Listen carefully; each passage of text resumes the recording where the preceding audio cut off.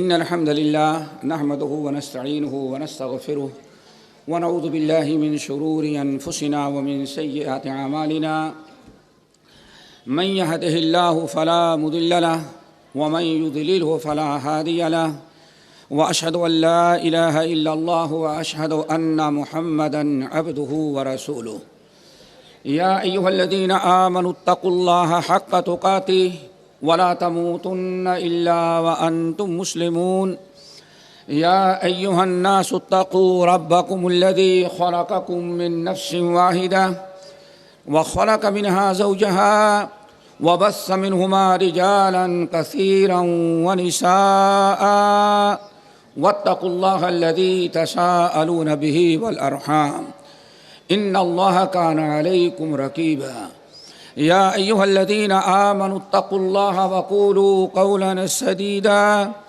يصلح لكم أعمالكم ويغفر لكم ذنوبكم ومن يطع الله ورسوله فقد فاز فوزا عظيما أما بعد فإن خير الحديث كتاب الله وخير الهدي هدي محمد صلى الله عليه وسلم وشر الأمور محدثاتها وكل محدثة بدعة وكل بدعة ضلالة وكل ضلالة في النار فأعوذ بالله من الشيطان الرجيم بسم الله الرحمن الرحيم واعبدوا الله ولا تشركوا به شيئا وبالوالدين إحسانا وبذي القربى واليتامى والمساكين وما ملكت أيمانكم إن الله لا يحب من كان مختالا فخورا علماء کرام، معزز سامعین، بزرگان دین، نوجوان ساتھیوں، دینی ماں اور بہنوں، اللہ تعالیٰ نے ہم تمام حضرات کو آج اس کانفرنس میں شرکت کرنے کی توفیق نصیب فرمائی۔ اللہ رب العالمین کا یہ عظیم ترین احسان ہے کہ دینی محفلوں میں شامل ہونے، کچھ کہنے اور سننے کا موقع انسان کو مل جائے، یہ اللہ رب العالمین کا بڑا فضل ہے۔ دعا کرو کہ اللہ تعالی ہم سب کو سننے کے ساتھ عمل کرنے والا بنائے، اور سب سے بڑی چیز دوستو یہ ہے کہ اس ایسی مجلسوں کی اللہ تعالیٰ نے یا نبی علیہ السلام نے جو فضائل، خیرات و برکات بیان کیے ہیں، دعا کرو کہ اللہ تعالیٰ ہم سب کو اس کا مستحق بنائے۔ آج جیسے آپ حضرات نے سنا، موضوع ہے آج اس کتاب کا یا ہماری تقریر کا جو موضوع ہے دوستو، وہ ہے حقوق العباد۔ ہر انسان پر اللہ تعالیٰ نے دو قسم کے حقوق مقرر کیے ہیں۔ ایک حقوق، کچھ بہت سارے حقوق ہیں جن کا تعلق اللہ تعالیٰ سے ہے، ان کو کہا جاتا ہے حقوق اللہ۔ جیسے کہ حدیث کے اندر آیا، صحیحین کی روایت، حضرت معاذ بن جبل رضی اللہ تعالیٰ عنہ کہتے ہیں، ایک مرتبہ نبی علیہ السلام کے ساتھ میں خچر پر سوار جا رہا تھا، اور میں نبی علیہ السلام کا ردیف تھا، یعنی آپ آگے بیٹھ کر کے اپنی سواری کی لگام پکڑے ہوئے تھے اور میں آپ کے پیچھے بیٹھا ہوا تھا، اور اس طرح سے آپ کی معیت میں مدینہ طیبہ سے باہر ہم نکل گئے۔ مدینہ طیبہ سے باہر نکل جانے کے بعد رسول اللہ صلی اللہ علیہ وسلم نے پوچھا، یا معاذ اتدری ما حق اللہ علی العباد، اے معاذ کیا تمہیں معلوم ہے کہ اللہ کے کیا حقوق بندوں پر ہیں؟ یا معاذ اتدری ما حق اللہ علی العباد، کیا تمہیں معلوم ہے کہ بندوں کے کیا حقوق اللہ پر ہیں؟ اللہ کے بندوں کے کیا حقوق اللہ پر ہیں؟ حضرت معاذ بن جبل رضی اللہ تعالیٰ عنہ نے کہا اللہ و رسولہ عالم۔ صحابہ کرام کا عام دستور تھا جب نبی علیہ السلام کچھ پوچھتے تو صحابہ جواب دینے کے بجائے سب سے پہلے اللہ و رسولہ عالم کہا کرتے تھے۔ مقصد یہ ہوتا تھا کہ اگر ہم کہہ دیں گے ہم کو معلوم ہے تو شاید اللہ کے رسول خاموش ہو جائیں، تم کو معلوم ہے تو بتانے کی ضرورت ہی نہیں ہے۔ تو ہم لوگ کہتے اللہ و رسول عالم، لا علمی کا اظہار کرتے تاکہ نبی علیہ السلام اور بتا دیں کوئی باتیں شاید کہ جو جس کا علم ہمیں نہیں ہے اللہ کے رسول وہ باتیں بتا دیں تو ہمارے علم میں اضافہ ہو جائے گا۔ اسی لیے ہم نے کہا اللہ و رسولہ عالم۔ آپ نے فرمایا معاذ حق اللہ علی العباد ان یعبدوہ ولا یشرکوا بہ شیئا، اے معاذ اللہ کے حقوق بندوں پر یہ ہیں کہ بندے صرف اللہ کی عبادت کریں، اللہ کے علاوہ کسی اور کی عبادت نہ کریں۔ کہتے ہیں پھر آگے اور بڑھ گئے، آپ نے پھر پوچھا یا معاذ اتدری ما حق العباد علی اللہ، کیا تم بتا سکتے ہو کہ بندوں کے حقوق اللہ پر کیا ہیں؟ تو نبی علیہ السلام صحابہ نے معاذ نے کہا اللہ و رسولہ عالم، اللہ اس کے رسول ہی زیادہ بہتر جانتے ہیں۔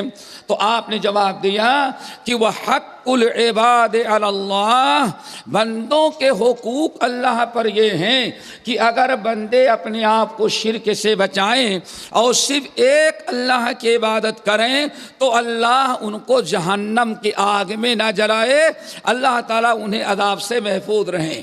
تو اس طرح سے میرے بھائیوں ہر انسان پر دو قسم کے حقوق ہیں، ایک حقوق اللہ جس کا تعلق اللہ تعالیٰ سے ہے، وحدہ لا شریک کا اقرار، اللہ کی عبادت، ہر بدنی مالی ہر قسم کی عبادت یہ اللہ رب العالمین کا حق ہے۔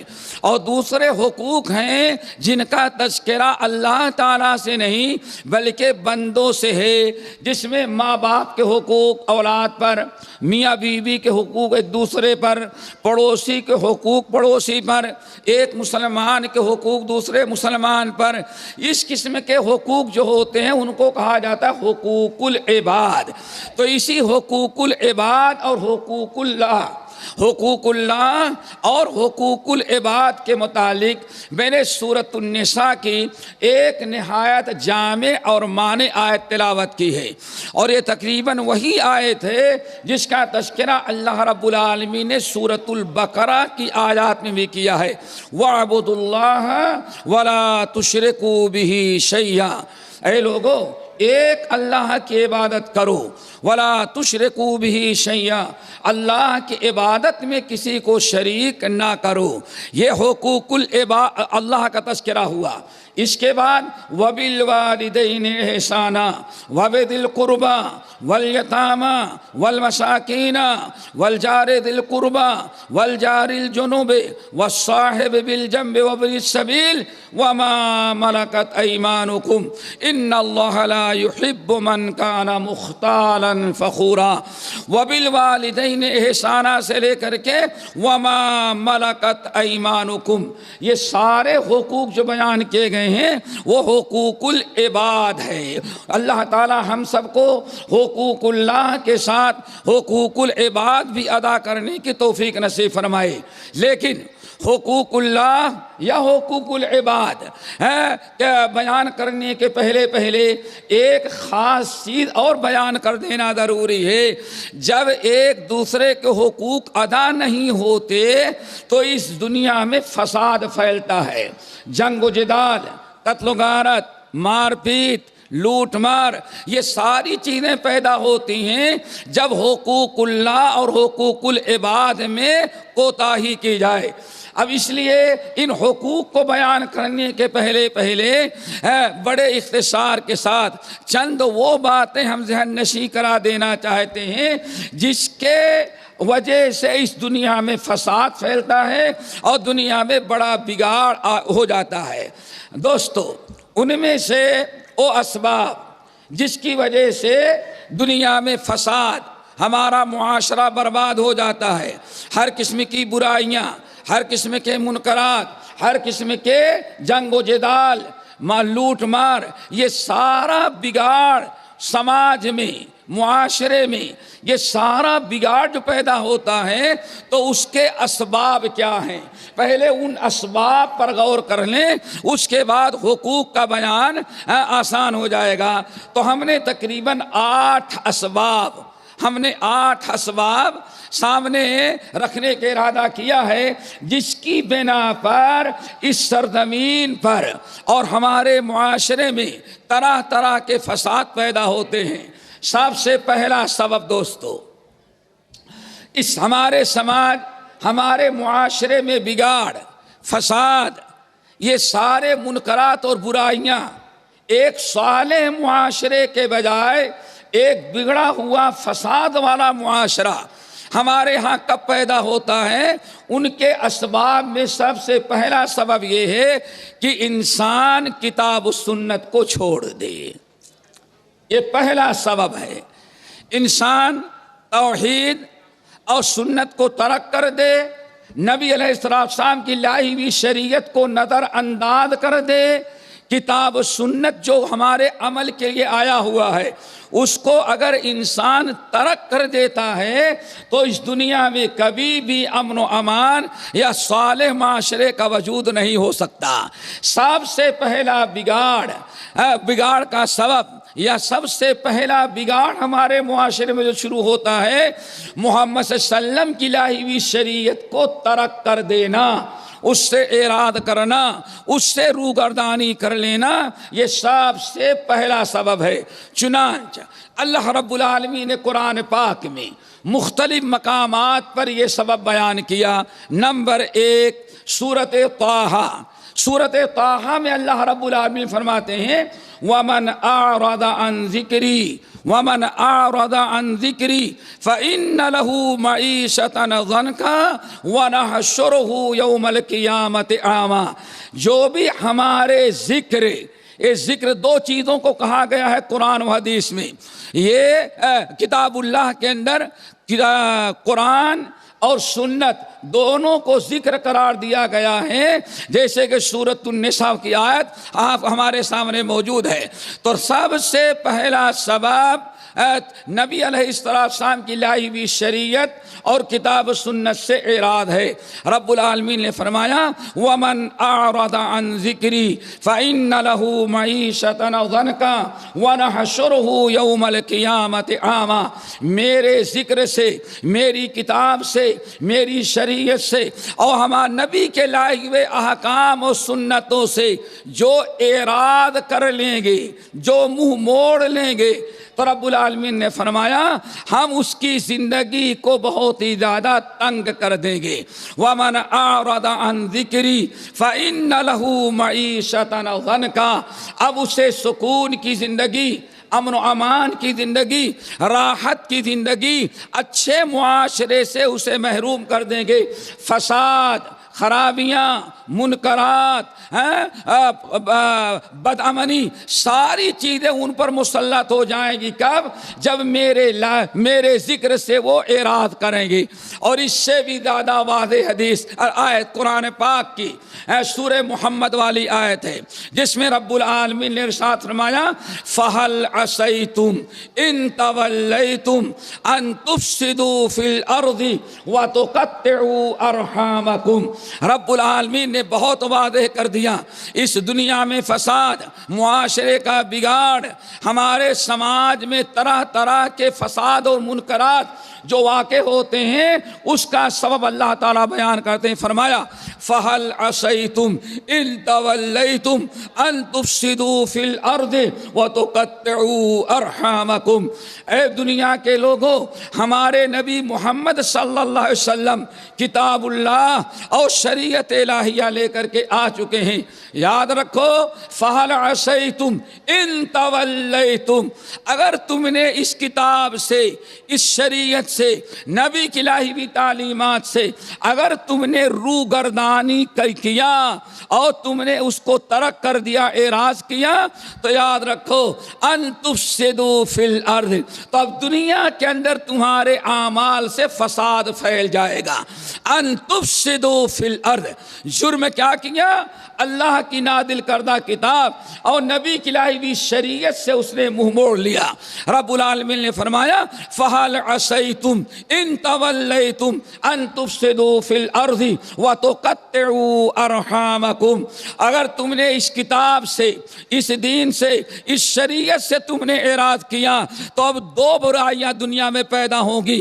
نمبر ایک، ان تفسدوا فی الارض، ایک تو تمہاری وجہ سے اس سرزمین پر فساد پھیل جائے گا، معاشرے میں بگاڑ اور خرابیاں پیدا ہو جائیں گی، اور اس قدر بگاڑ پیدا ہوگا کہ وَتُقَطِّعُوا أَرْحَامَكُمْ، ایک دوسری چیز ہی پیدا ہو جائے گی، وہ یہ کہ تم آپس میں رشتے ناطے کو توڑنے لگو گے۔ ایک رشتہ دار دوسرے رشتہ دار کے ساتھ بھی امن و امان و سکون کی زندگی، الفت محبت کی زندگی نہیں گزارے گا۔ تو اللہ تعالیٰ نے پہلا سبب بیان کیا دوستو، شریعت کا ترک کر دینا، کتاب اللہ اور سنت رسول سے اعراض کرنا، یہ پہلا سبب ہے جس کی بنا پر معاشرے میں بگاڑ پیدا ہوتا ہے۔ اسی لیے دنیا کے اندر اسی وقت تک امن و امان رہتا ہے جب تک کہ نبی کی لائی ہوئی شریعت کو ہم کتنا مضبوطی سے تھامیں۔ رب العالمین نے ارشاد فرمایا، اور جب اس امت نے، رب العالمین نے ارشاد فرمایا سورۃ روم کی آیت، ظہر الفساد فی البر والبحر بما کسبت ایدی الناس، زمین میں، شہروں میں، دیہاتوں میں، جنگلوں میں، سمندروں میں کوئی جگہ ایسی خالی نہیں ہے کہ لوگوں کے شرک و بدعت کرنے کی بنا پر کہیں امن و امان باقی رہ گیا ہو۔ ہر جگہ فساد ہے، ہر جگہ ظلم ہے، ایک دوسرے پہ زیادتی ہو رہی ہے۔ اس کی وجہ اللہ رب العالمین نے بیان فرمایا ظہر الفساد فی البر والبحر بما کسبت ایدی الناس، تم نے اپنے ہاتھوں سے بہت ساری غلطیاں کی ہیں، توحید کے بجائے تم نے شرک اپنایا، شرک کو اختیار کیا، سنت کے بجائے تم نے بدعت اختیار کیا، نبی کی لائی ہوئی شریعت کے بجائے تم نے باپ دادا کے رسم و رواج کو اپنا لیا، جس کی بنا پر کہیں بھی خیر نہیں ہے، ہر جگہ شر پھیلا ہوا ہے۔ نمبر دو، میرے بھائیو یاد رکھو، ہمیشہ جو فساد پھیلتا ہے، معاشرے میں جو بگاڑ پیدا ہوتا ہے، معاشرے میں بگاڑ، معاشرے میں فساد، معاشرے میں جنگ و جدال، قتل و غارت، خونریزی، اس کا دوسرا سبب اللہ تعالیٰ نے یہ بیان فرمایا ہے کہ علماء اور دیندار لوگوں کو برائی سے نہ روکیں۔ لوگ برائیاں کر رہے ہوں، حرام کاریاں کر رہے ہوں، طرح طرح کے منکرات ہوں، لوگ شرک میں، بدعات میں، حرام کاریوں میں، سود میں، رشوت میں، ہر قسم کی برائیوں میں، حرام کھانے میں مبتلا ہوں، اور علماء خاموش بیٹھ جائیں، اہل علم خاموشی اختیار کریں، اور دیندار لوگ کہیں لکم دینکم ولی دین، وہ جانے اس کا کام جانے، ہم تو گناہ نہیں کریں، ہم تو برائی نہیں کرتے۔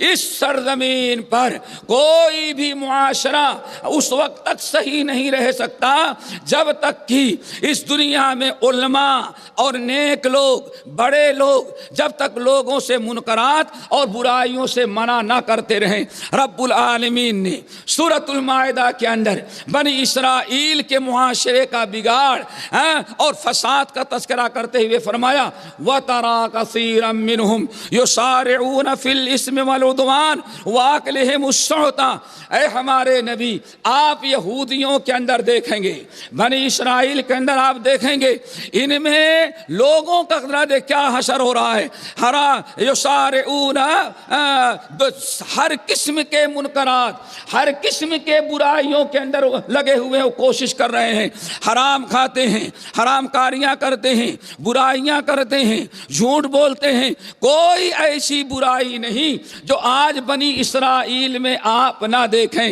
رب العالمین نے ارشاد فرمایا بہت ہی برا عمل ہے جو یہ بنی اسرائیل کر رہے ہیں۔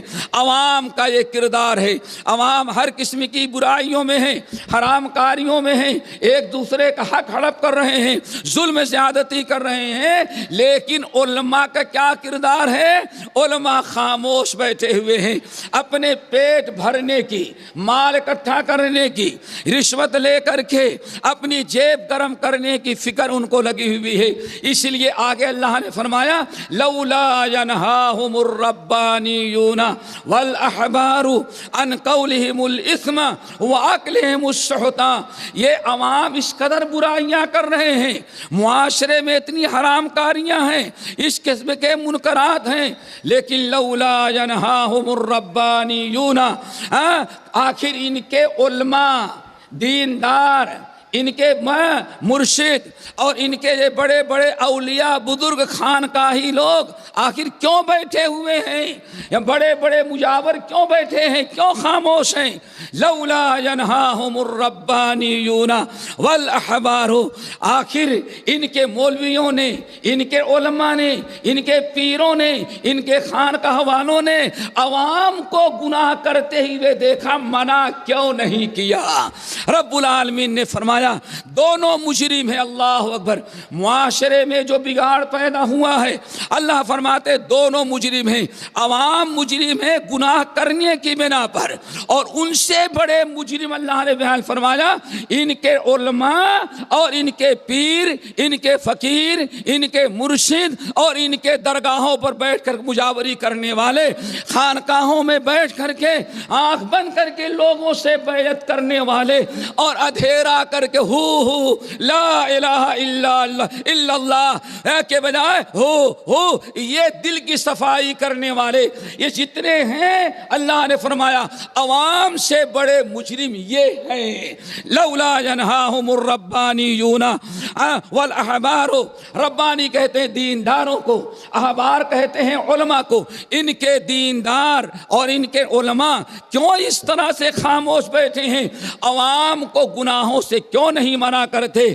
میرے بھائیوں، معاشرے میں جو بگاڑ ہوتا ہے، معاشرہ ہمارا جو خراب ہوتا ہے، معاشرے سے جو امن و امان ختم ہو جاتا ہے، اس کا ایک دوسرا بڑا سبب یہ ہے علماء کی خاموشی۔ بڑے لوگ، دیندار لوگ جو ہیں، ان کا امر بالمعروف نہی عن المنکر کا فریضہ ترک کر دینا، بلکہ عوام برائیاں کر رہے ہوں، ہم اپنی جیب گرم کرنے کے لیے خاموش ہوں۔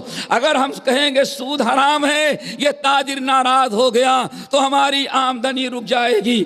اگر ہم بتا دیں گے یہ شرک ہے، ہمارے نذرانے رک جائیں گے۔ اگر ہم کہہ دیں گے یہ ربیع الاول میں عید میلاد بدعت ہے، تو بڑے سارے نذرانے جو جلوس میں آتے ہیں وہ سب ہمارے ختم ہو جائیں گے۔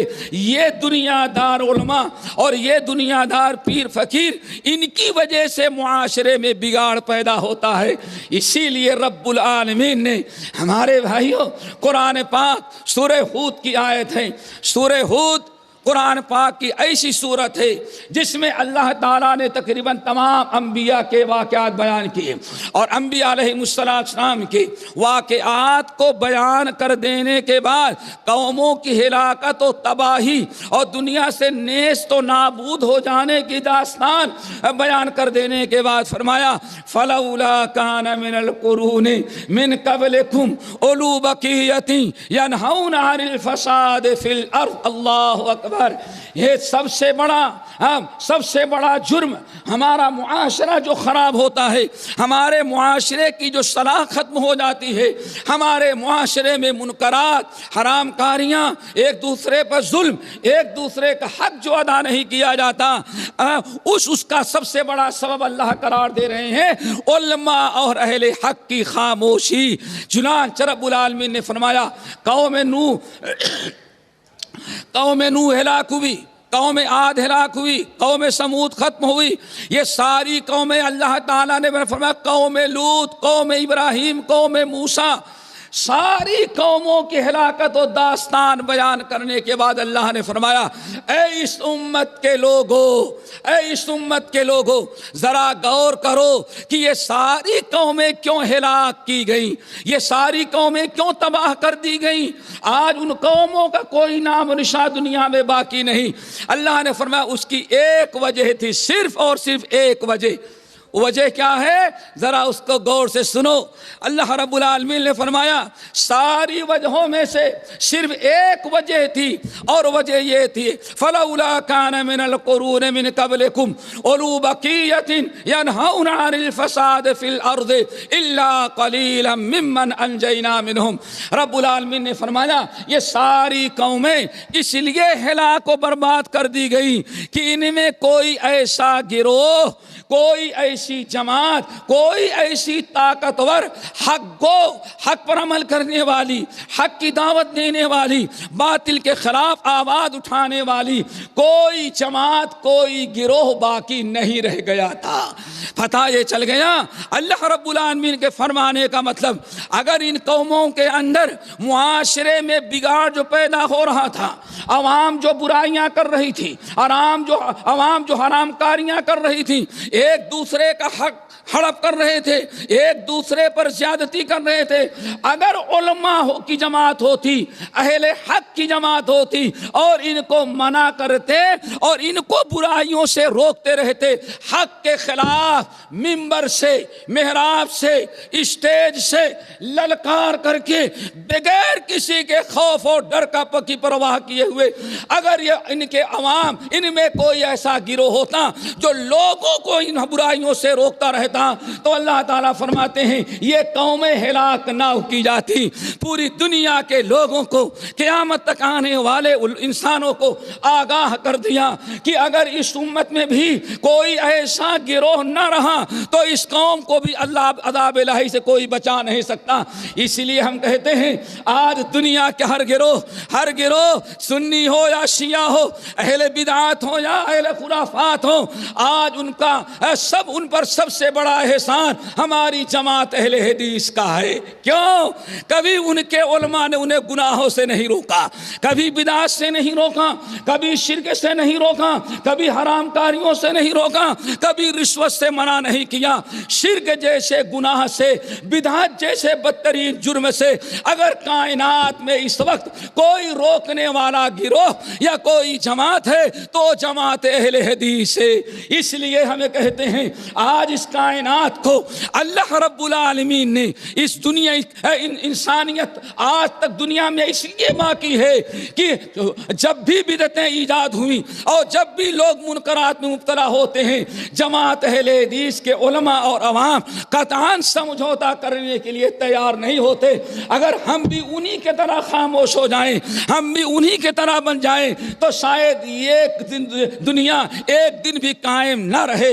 اور میرے بھائیوں، اسی لیے میں نے کہا اہل حدیث جماعت کا اس وقت پوری دنیا کے لوگوں پر احسان ہے، لیکن مشکل یہ ہے پاسبانی کرنے والے ہی کو اپنا دشمن سمجھتے ہیں۔ افسوس کی بات ہے کتے کا بڑا احسان مانتے ہیں۔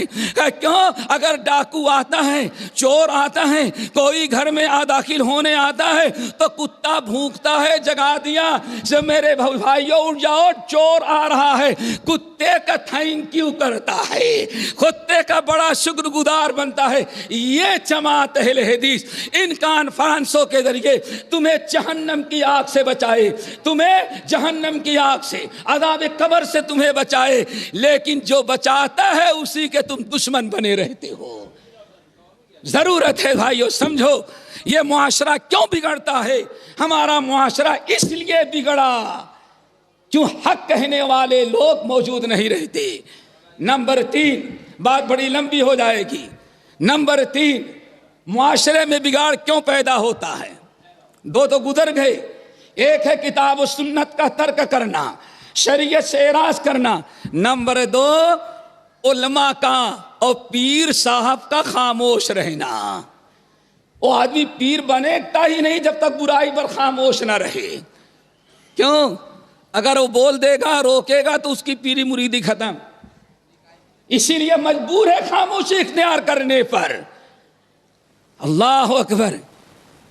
تیسرا سبب دوستو، اسی لیے ہمارے علامہ پیر آپ جھنڈا رحمۃ اللہ علیہ سے کسی نے پوچھا کہ تم اہل حدیثوں نے کیا کیا بر صغیر میں؟ کہا کہ تم کو استنجا کرنے سکھایا. کیوں؟ تم تو موت کر کے پیشاب کر کے ویسے لپیٹ کی دھوتی باندھ کے چلتے تھے، ہاں؟ لیکن تمہیں استنجا پاکی کا طریقہ اہل حدیثوں نے سکھایا. ارے یہ پوچھو اہل حدیثوں نے کیا نہیں سکھایا تمہیں؟ سب کچھ تو اہل حدیثوں ہی نے سکھایا ہے.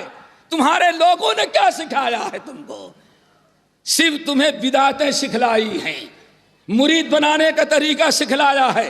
یہاں بیٹھ جاؤ 3 کلومیٹر تک ایک دوسرے کی دم پکڑو، مرید بن رہے. کیا ہو رہا ہے؟ مرید بن رہے ہیں. کیوں؟ کبھی دیکھا ہے ایک نے دامن پکڑا، دوسرے نے اس کا دامن پکڑا؟ کیا ہے؟ بیعت ہو رہی ہے. کون سی بیعت ہو رہی ہے؟ توحید پر، سنت پر، کس چیز پر بیعت ہو رہی ہے میرے بھائیو؟ بہرحال تیسری چیز دوستو، فساد. معاشرے میں جو فساد ہوتا ہے، فساد کا تیسرا سبب کیا ہے؟ دین سے جہالت. لیکن یاد رکھنا، یہاں دین سے جہالت، شریعت سے جہالت. اور دین کیا ہے؟ کتاب و سنت. کتاب و سنت سے جہالت جو ہے یہ ہمارے معاشرے میں بگاڑ پیدا کرتا ہے. جب تک کتاب و سنت کی تعلیم نہیں شروع ہوتی، عوام کو کتاب و سنت نہیں بیان کیا جاتا، تب تک کبھی بھی معاشرے کی اصلاح نہیں ہو سکتی. ہمیں بات یاد آئی، کبھی مورخین تاریخ پڑھیں گے تو پتہ چلے گا اکبر نے دین الہی کس نے ایجاد کیا؟ اکبر نے کیا نا. ختنہ کرانا حرام، یہی تھا نا. کسی نے محمد نام رکھا، اس کی گردن مار دو. اللہ اکبر. یہ آپ کے ہندوستان میں دین اکبری. علماء سو نے جو اس کو مجدد بنایا تھا. کیا ہندوستان خالی تھا علماء سے؟ ختنہ حرام. محمد یا احمد نام رکھا، اس کی گردن مار دی جائے. اگر کہتے بیٹی سے نکاح حرام ہے تو اس کو جیل میں ڈال دیا جائے. مسجدیں بند ہیں، السلام علیکم کہنا بہت بڑا جرم ہے. آداب عرض سمجھ گئے نا؟ یہ دین ہے. اتنے منکرات تھے، بر صغیر علماء سے خالی نہیں تھا. بڑی پیاری بات کہتے ہیں مورخین، کوئی علماء کی کمی نہیں تھی. مدارس بھی موجود تھے، مساجد بھی تھی، سب موجود تھی. لیکن کوئی ایک مرد مومن اکبر کے اس الحاد اور بے دینی اور اس کے خلاف آواز اٹھانے کی ہمت نہ کیا. کیوں میرے بھائی؟ علماء تو بہت تھے، کرتے کافی لمبے تھے اور ہیلتھی بھی خوب تھے ماشاءاللہ، کسی چیز کی کمی نہیں تھی. بیٹھتے تو ہاتھ پیر چومتے ان کے چمڑا گھس جاتا تھا. کسی چیز کی کمی نہیں تھی.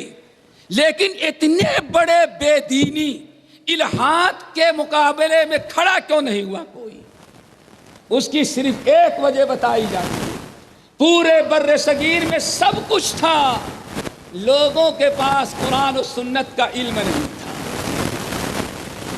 علم تھا مالا بدھا منہو کا. کس کا؟ مالا بدھا منہو کا، قدوری کا، کنز الدقائق کا، شرح الوقایہ کا، ہدایہ کا. اور تفسیر کا علم تھا بیضاوی کی سورۃ الفاتحہ کا. بس اتنے میں 3 مہینے بسم اللہ الرحمن الرحیم میں بیجوائی ہے وہ کس کام کی ہے، اسی میں سارا وقت رہا. اتنے بڑے ہندوستان میں اس وقت معاشرے کے بگاڑ، سارے لوگ تماشا دیکھ رہے تھے، کوئی نہیں کھڑا ہوا۔ ایک مرد مومن، اہل بدعت، شرک کرنے والے، بدعت پر عمل کرنے والے، باپ دادا کے رسم و رواج کو اپنانے والے، یہ کبھی ان کی باتوں سے معاشرے کی اصلاح ہو ہی نہیں سکتی، کبھی کوئی منکر نہیں مٹ سکتا۔ چنانچہ دیکھا ہوگا اب ایک پڑوسی ملک نے فتویٰ دیا متع شریف کروانا سنت ہے۔ متع سمجھتے ہیں نا، متع شریف کروانا سنت ہے چونکہ زناکاری عام ہو گئی ہے، نوجوانوں کو، نوجوانیوں کو بچانے کا ذریعہ کیا متع شریف ثواب ہے۔ ایسا کون جواب دے گا؟ ایسے فتوے کون دے گا؟ ایک طرف سے زنا کا راستہ بند اور ہزاروں طرف سے زنا کے راستے، یہ کون کرتا ہے؟ جب حدیث کا علم نہ ہو۔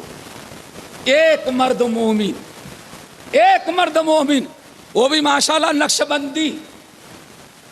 نقشبندی ساری برائیاں کرتے رہے، سارا منکرات تھا۔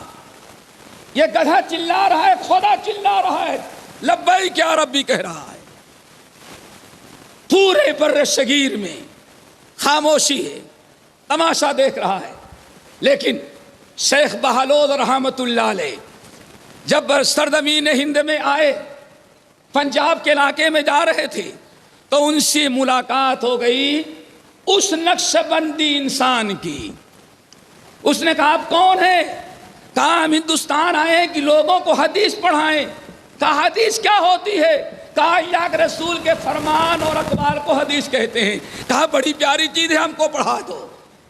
تو انہوں نے حدیث پڑھی شیخ بہلول سے، وہی نقشبندی جب حدیث پڑھا، اللہ تعالیٰ نے حدیث کی برکت سے ہمت دیا، جرات دیا، قوت و طاقت دیا، حق کی غیرت پیدا کیا۔ وہی نقشبندی کھڑا ہوا، سب سے پہلے بدعت کا مقابلہ کیا، اور سب سے پہلا مرد مومن بر صغیر میں جس نے آواز اٹھائی، معاشرہ جو بگڑا ہوا تھا، کہا لوگو کل بدعت ضلالہ وکل ضلالۃ فی النار، ہر بدعت گمراہی ہے اور ہر گمراہی انسان کو جہنم میں لے جاتی ہے۔ لوگوں نے کہا بدعتیں دو قسم کی ہیں، ایک اچھی بدعت اور ایک بری بدعت، بدعت حسنہ اور بدعت سیئہ۔ اسی نے سارا معاشرہ خراب کیا۔ بدعت کی دو قسمیں،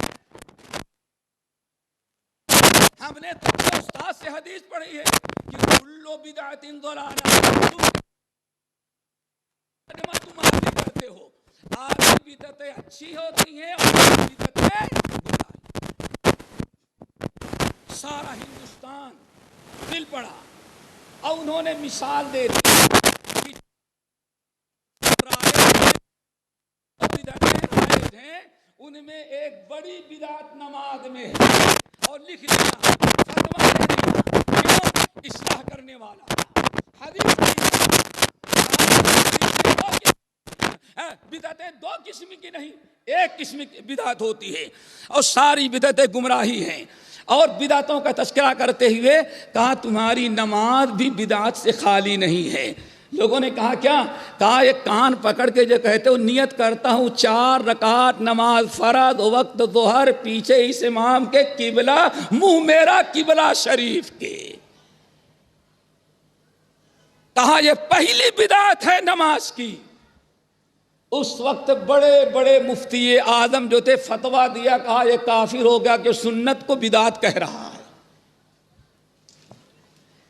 اس طرح سے الحمدللہ بدعت کے خلاف آواز اٹھایا، اور وہی آگے چل کر کے شیخ احمد مجدد سرہندی نقشبندی رحمت اللہ علیہ بنے، مجدد الفسانی۔ تو معاشرے کی اصلاح میرے بھائیو، جب تک قرآن و سنت کا علم نہیں ہوگا تب تک کبھی معاشرے کی اصلاح نہیں ہو سکتی۔ اسی لیے صحیح بخاری کی روایت، سورۃ الانعام کی صحیح بخاری کی حدیث عبداللہ بن عباس کی، اور سورۃ الانعام کی چند آیات ہیں۔ اللہ تعالیٰ نے ان تمام آیات میں مکے والوں کے اخلاق، ان کے کردار، ان کے سماج، ان کے معاشرے، ان کے معاملات کا بگاڑ کا تذکرہ کیا، بلکہ یہاں تک اللہ رب العالمین نے فرمایا یہ تو اتنے بے دین ہو گئے تھے کہ اپنی اولاد کو بھی زندہ بیٹی کو دفنا لیتے تھے۔ ان کے ان تمام حرکتوں کا تذکرہ کرنے کے بعد اللہ نے بیان فرمایا، عبداللہ بن عباس رضی اللہ تعالیٰ عنہما کہتے ہیں، اے لوگو اگر مکے والوں کے بگاڑ کا اندازہ لگانا چاہتے ہو تو سورۃ الانعام کی ان آیات کو پڑھ لو۔ ساری برائیاں بیان کرنے کے بعد اللہ نے فرمایا صفحم بغیر علم، یہ سارا بگاڑ اخلاق میں، کردار میں، عقائد میں، معاملات میں، معاشرے میں، ان مکے والوں میں جتنا بگاڑ پیدا ہوا ہے، اللہ نے فرمایا سب اس لیے ہوا ہے کہ ان کے پاس علم نہیں تھا۔ اسی لیے قرآن و حدیث کا علم حاصل کیا جائے گا اور قرآن و حدیث کا علم عام ہوگا، تبھی ہمارے معاشرے کی اصلاح ہوگی۔ نمبر 4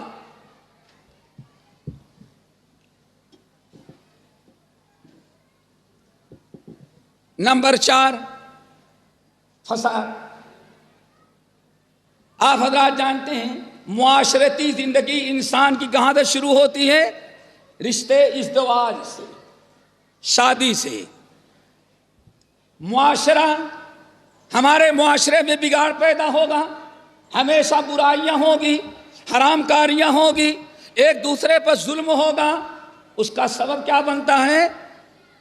سنن ترمذی کی حدیث بسند صحیح منقول ہے، آپ نے ارشاد فرمایا اذا خطب الیکم من ترضون دینہ وخلقہ فزوجوہ۔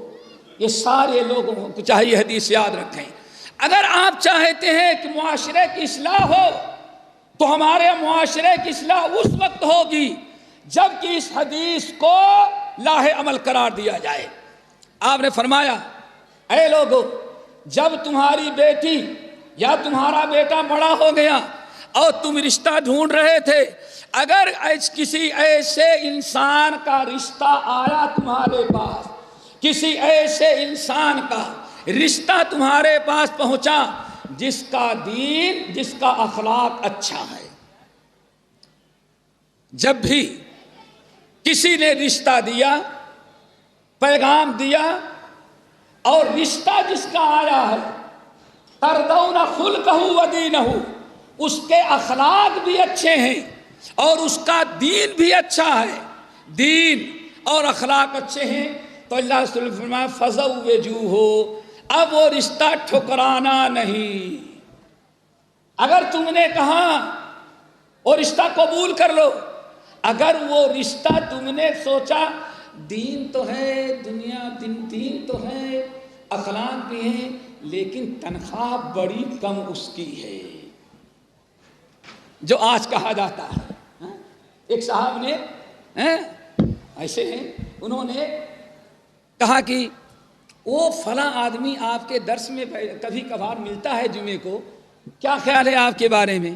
میں نے کہا ایک تو اس نے داڑھی نہیں رکھا ہے اور میں نے سنا ہے کہ نماز نہیں پڑھتا قاعدے سے۔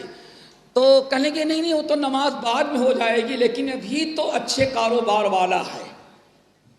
یہ ہے ہمارے ہاں معیار۔ ہمارا معاشرہ کیسے سدھرے گا؟ بچے کیسے ماں باپ کا حق پہچانے گی؟ بیوی اپنے شوہر کا حق کیسے پہچانے گی؟ شوہر کو کیسے پتا چلے گا کہ ہمارے اوپر بیوی کے حقوق کیا ہے، اولاد کے حقوق کیا ہیں، ماں باپ کے حقوق کیا ہیں؟ اللہ کے رسول صلی اللہ علیہ وسلم نے فرمایا، دوستو یاد رکھو حدیث، جب بھی تمہیں کسی نے پیغام دیا اور پیغام دینے والا یا جس کا پیغام آیا ہے اس کا دین بھی اچھا ہے، اس کے اخلاق بھی اچھے ہیں، تو اللہ رسول نے فرمایا فزوجوہ، اب اس رشتے کو ہاتھ سے نہیں جانے دینا، اس رشتے کو ٹھکرانا نہیں، رشتہ قبول کر لینا۔ کیوں؟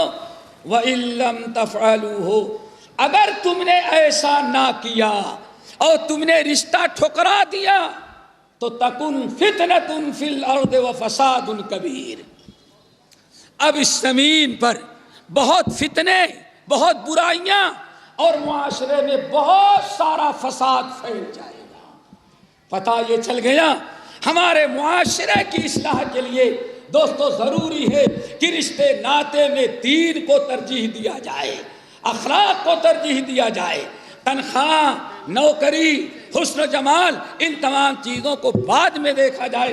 دیکھنا جو ہمیں ہے وہ یہ کہ سب سے زیادہ دین اور اخلاق پر ہماری نگاہ ہونی چاہیے۔ پر 5، ہمارا معاشرہ کب بگڑتا ہے؟ بیٹیاں کب ماں باپ کی باغی ہوتی ہیں، بیٹا کب آوارہ نکلتا ہے، اور شادی رکھنے بچے کے باوجود سرتاج کیوں دوسری جگہ سونگھنے لگتے ہیں، منہ مانگنے لگتے ہیں؟ سمجھ گئے نا؟ شادی ہو گئی ہے، بچے بھی ہیں، لیکن ان کو مہک کہیں اور سے آنے لگتی ہے بدبخت کو۔ بڑی سونگھ آئی، منہ مارنے لگا جانوروں کی طرح، حیوانوں کی طرح۔ اللہ کب؟ ذرا یاد رکھو، اس کی وجہ یہ ہے کہ دل میں نفاق آ جائے، دل میں نفاق عملی آ جائے۔ اور نفاق کا سب سے بڑا ذریعہ، نفاق عملی کا سب سے بڑا ذریعہ، اللہ رب العالمین نے میوزک، گانا بجانا یہ دیا، بنایا۔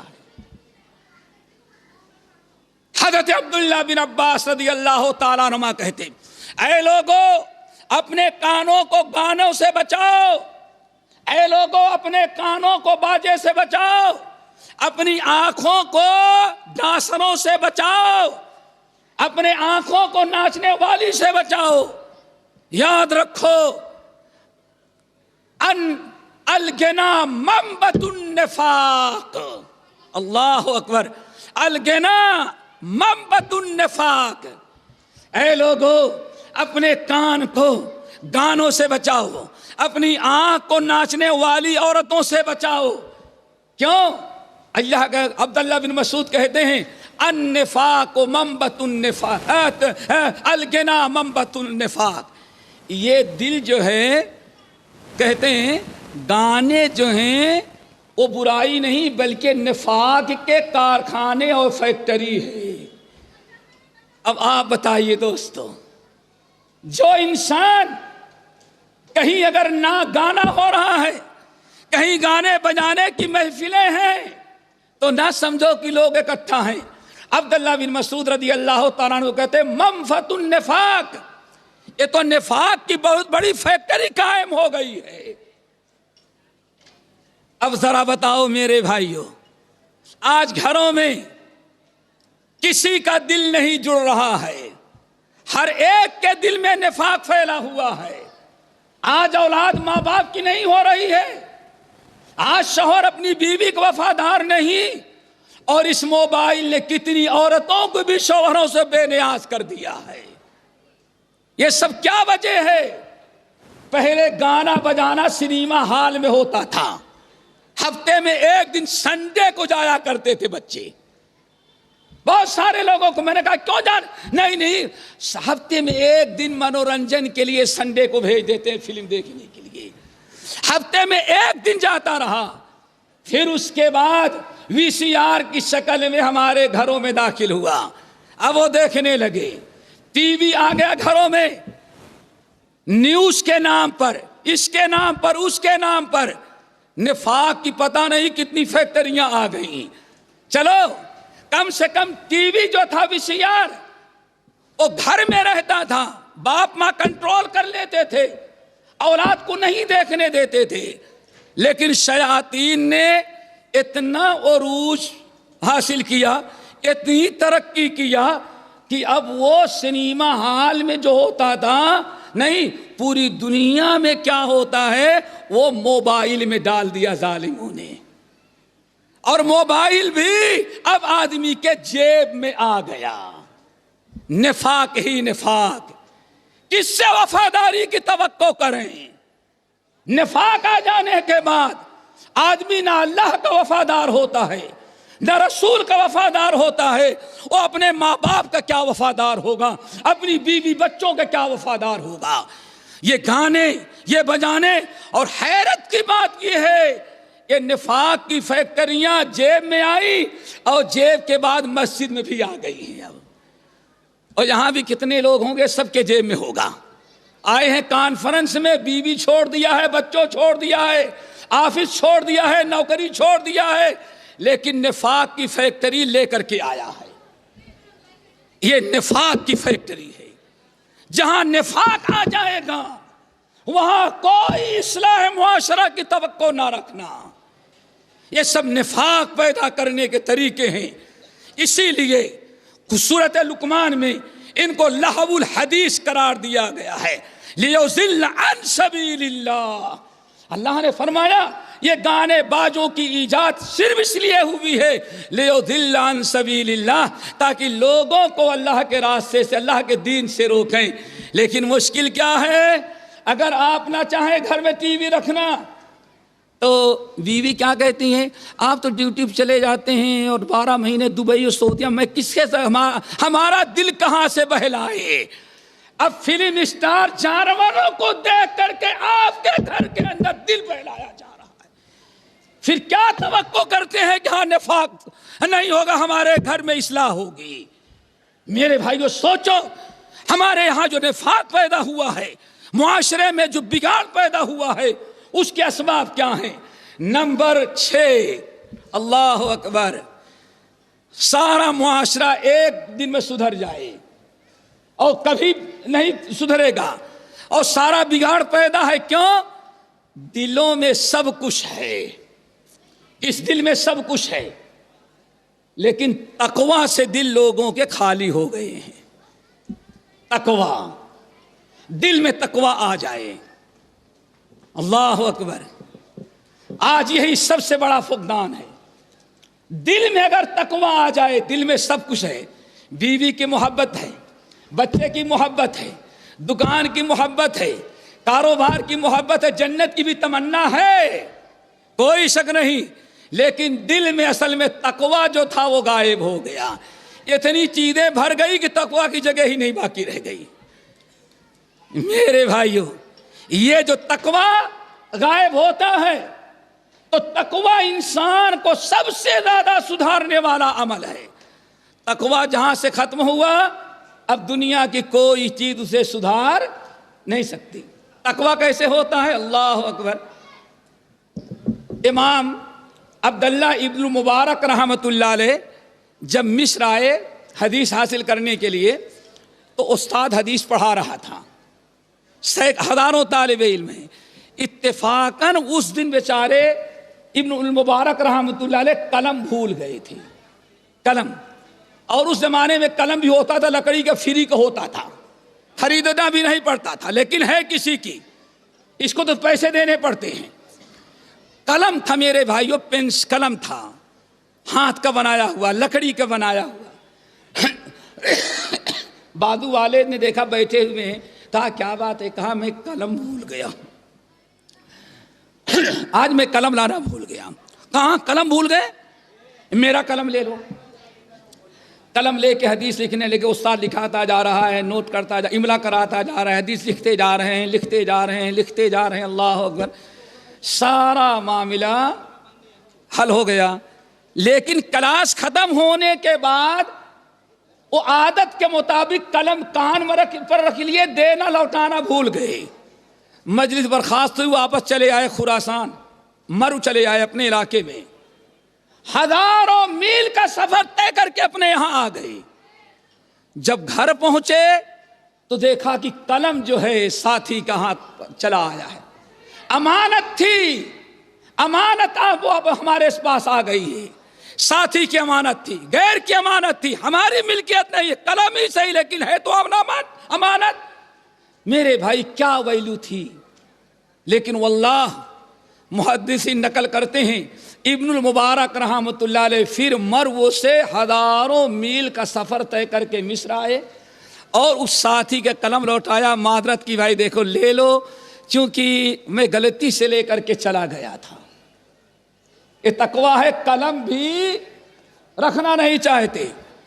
اور اگر تقویٰ ختم ہو جائے، دل میں تقویٰ نہ ہو، تو باپ کے مرنے کے بعد کیا پہلے ہی پوری جائیداد باپ کی ہڑپ کر ڈالو، کوئی روکنے والا نہیں. کیوں؟ دل میں تقویٰ نہیں رہ گیا. امام بخاری رحمت اللہ علیہ حدیث پڑھ رہے ہیں، استاد اندھا ہے، کسی بات پر استاد نے کچھ بات کہی، امام بخاری رحمت اللہ علیہ نے زبان سے تو کچھ نہ کہا، بس ایسے کہہ دیا. یعنی استاد کے شان میں تھوڑی سے گستاخی، استہزاء اتنا ہی کیا کہ لوگوں یہ استاد کیا کر، ایسے ہی ہاتھ سے اشارہ کر دیا، اللہ اکبر. نہ گالی دیا، نہ خون کیا، نہ قتل کیا، نہ تھپڑ مارا، نہ برا بھلا کہا، تھوڑا سا بس ایسے ہی اشارے سے استہزاء کر دیا. پلٹ کر کے امام بخاری تو چلے گئے، لیکن ایک عرصے کے بعد انہیں احساس ہوا کہ میں نے اپنے استاد کی شان میں تھوڑی سی گستاخی کی ہے. امام بخاری طالب علم نہیں، امام الدنیا بن چکے ہیں، ہر جگہ امام بخاری کی شہرت ہے، لیکن پھر بھی استاد کے شان میں گستاخی ہے. استاد نے نہیں دیکھا، رب العالمین نے دیکھا ہے. لیکن پھر دوبارہ سفر کر کے آئے، استاد سے معذرت کی، استاد ہم سے غلطی ہوئی، آپ معاف کر دیں. بیٹے کیا ہوا بخاری تم سے؟ آپ نے ایک دن کوئی بات بتائی، میں نے ہاتھ سے تھوڑا سا آپ کا مذاق اڑا دیا تھا. میرے بھائی اگر تقویٰ ہے، اقترب للناس حسابہم وہم فی غفلۃ. اللہ اکبر. لوگوں کو حساب کتاب کی فکر ہے. امام بخاری سوچتے ہیں اللہ نے تو دیکھ لیا ہے، استاد نے نہیں دیکھا، تو کیا ہوا؟ معذرت کرنے کے لیے آئے اور کہا کہ ہم نے اب سے آپ کا مذاق کر لیا تھا، آپ برائے مہربانی ہم کو معاف کر دیں. اگر تقویٰ ہے تو تھوڑا سا مذاق بھی نیند حرام کر دیتا ہے، اور اگر تقویٰ نہ ہو تو دن دہاڑے کسی کو قتل بھی کر دو گے، پولیس نہ پکڑ سکے، بس کافی ہے، اوپر اللہ دیکھے گا. یہ سب کیوں ایسا ہوتا ہے دوستو؟ یہ دل ہمارا تقوی سے خالی ہے. اسی لیے ہمیشہ دعا کرنی چاہیے کہ اللہ تعالی ہمیں تقوی نصیب کرے. اگر تقوی آ گیا، ساری بے ایمانی ختم. آپ لوگوں نے سنا ہوگا کتنی عجیب سے بات، عمر فاروق رضی اللہ تعالیٰ عنہ نے اعلان کر رکھا ہے، خبردار کوئی دودھ میں پانی ملا کر کے نہ بیچے. رات کو گشت کر رہے ہیں، واقعہ بڑا مشہور ہے. گشت کرتے ہوئے ایک گلی سے گزرے تو دیکھا کہ کچھ بات ہو رہی ہے. کان لگایا تو بوڑھی کی اور ایک بچی کی آواز آئی. بوڑھی کہہ رہی بیٹی جلدی اٹھو، اجالا ہو جائے گا، دودھ میں پانی ملا دو. اللہ اکبر. بند کمرہ ہے، وہاں کوئی سیٹلائٹ بھی عمر کے پاس نہیں ہے کہ وہاں کیمرہ بھی نہیں فٹ کر رکھا ہے. لوگوں کو دنیا کی سیٹلائٹ اور کیمرے سے ڈر ہے، اور اس زمانے میں اللہ نے جو اپنا سیٹلائٹ فٹ کر رکھا ہے اسی سے ڈرتے تھے. بس بیٹی پانی ملا دو اجالا ہونے کے پہلے پہلے. بیٹی کہتی ہے دادی جان امیر المومنین نے منع کیا ہے، اور دادی بھی بڑی ہوشیار کہتی ہے بیٹی ملا دو. عمر کو کیا خبر، کیا کہ عمر تو سویا پڑا ہوگا، اور عمر باہر کھڑے سن رہے ہیں. تو بیٹی کیا جواب دیتی ہے؟ دادی عمر ینام ورب عمر لا ینام. عمر تو سویا ہوگا، کوئی شک نہیں، لیکن رب العالمین تو نہیں سویا ہوا ہے، وہ دیکھ رہا ہے کہ تم پانی ملانے کا حکم دے رہی ہو، تمہاری پوتری میں پانی ملا رہی ہوں. آخرکار عمر فاروق نے سن لیا، اور بعد میں جو کچھ ہوا دیکھیں اللہ نے اس بچی کے اندر کتنا خیر و برکت رکھی. بتانا ہے چاہتا دوستو، بند کمرے میں بھی دودھ میں صرف پانی ملانے میں رکاوٹ کیا چیز بن رہی ہے؟ کون سی چیز اس کو روک رہی ہے؟ صرف دل کا تقویٰ ہے.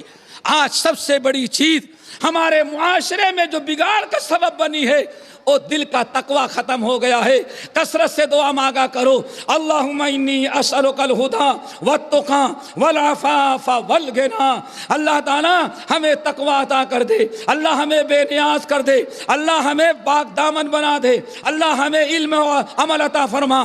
نبی علیہ السلام ہے کہ دوسری دعا بڑی اہم ہے صحیح مسلم کی، اللہم آت نفسی تقواہا وزکہا انت خیر من زکاہا انت ولیہا و مولاہا۔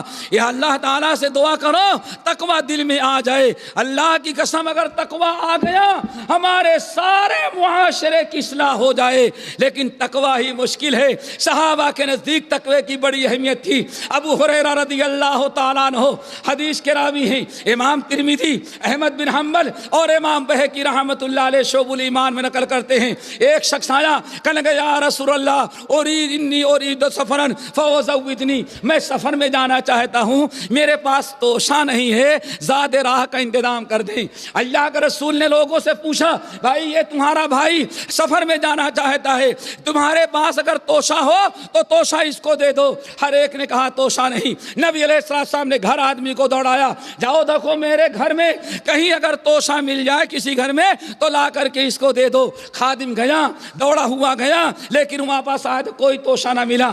آخر میں وہ بیچارہ وہیں کھڑا ہوا۔ جب اللہ کے رسول نے دیکھا کہ اس کے توشے کا کوئی انتظام نہیں ہو رہا ہے تو اللہ کے رسول نے فرمایا جاؤ زودک اللہ التقوی، جاؤ بھائی۔ اب ہم ایسا کرتے، ہمارے پاس کھجور تو نہیں ہے، ستو نہیں، زاد راہ کے لیے چلو ہم آخرت کا ایک توشہ تمہیں دے دیتے، کیا ہے؟ زودک اللہ والتقوی۔ جاؤ ہم دعا کرتے اے اللہ اس بندے کو تقوی عطا کر دے۔ اتنا سننا تھا کہ اللہ کے رسول نے ہمیں تقوی کی دعا دے دی ہے۔ کہتا یا رسول اللہ زدنی، اللہ رسول یہ تو بڑا اچھا توشہ ہے، ذرا اور کچھ دے دے۔ کیوں؟ آج مل رہا ہے، نبی جو دعا کر دیں گے مل جائے گا۔ اللہ اکبر، اس کو فکر لگ گئی، اب مل رہا ہے تو اور مانگ لو، زدنی یا رسول اللہ، اللہ رسول کچھ اور دے دیں۔ آپ نے فرمایا جاؤ وغفر ذنبک، تجھ سے جب بھی کوئی شیطان گناہ کروا دے اللہ تیرے گناہوں کو معاف کر دے۔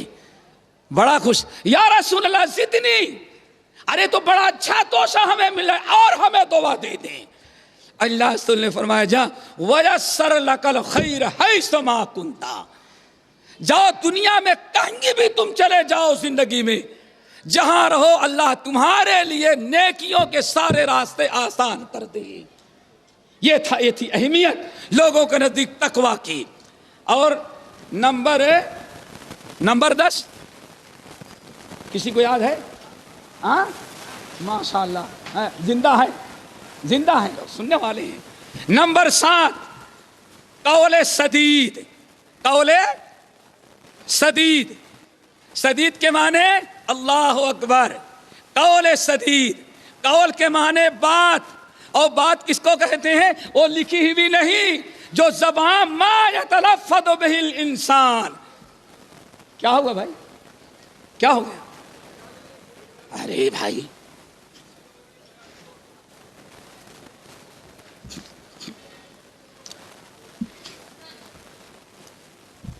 اللہ اکبر، قول سدید، قول سدید، قول کے معنی بات، سدید کے معنی آتے ٹھوس اور درست۔ اب قول سدید کیا ہے؟ میں نے کہا یہ لکھی ہوئی چیز نہیں، بلکہ جو آپ کے زبان سے نکلے اس کو کہا جاتا ہے قول۔ اللہ اکبر، قول سدید۔ کچھ لوگوں نے کہا، عبداللہ بن عباس رضی اللہ تعالیٰ عنہما کی روایت کہتے ہیں الحمدللہ قول سدید، عبداللہ بن عباس رضی اللہ تعالیٰ عنہما کہتے ہیں قول سدید لا الہ الا اللہ، یعنی توحید کی باتیں کرو۔ قول سدید کا مطلب ہمیشہ توحید کی بات کرو، حق کی بات کرو، عدل و انصاف کی بات کرو، شرک و بدعات کی باتیں نہ کرو، نا انصافی کی باتیں نہ کرو۔ یہ دو چیزیں ہیں، یہ ہے نمبر 7 قول سدید۔ اب دلیل کیا ہے؟ اللہ اکبر، سورہ احزاب رب العالمین فرماتے ہیں یا ایھا الذین آمنوا اتقوا اللہ وقولوا قولا، یاد ہے بیٹے؟ یا ایھا الذین آمنوا اتقوا اللہ وقولوا قولا سدیدا، ایمان والو تم اللہ تعالیٰ سے ڈرو اور قول سدید اختیار کرو۔ ظہر کی نماز کا وقت تھا، یہ آیت نازل ہوئی۔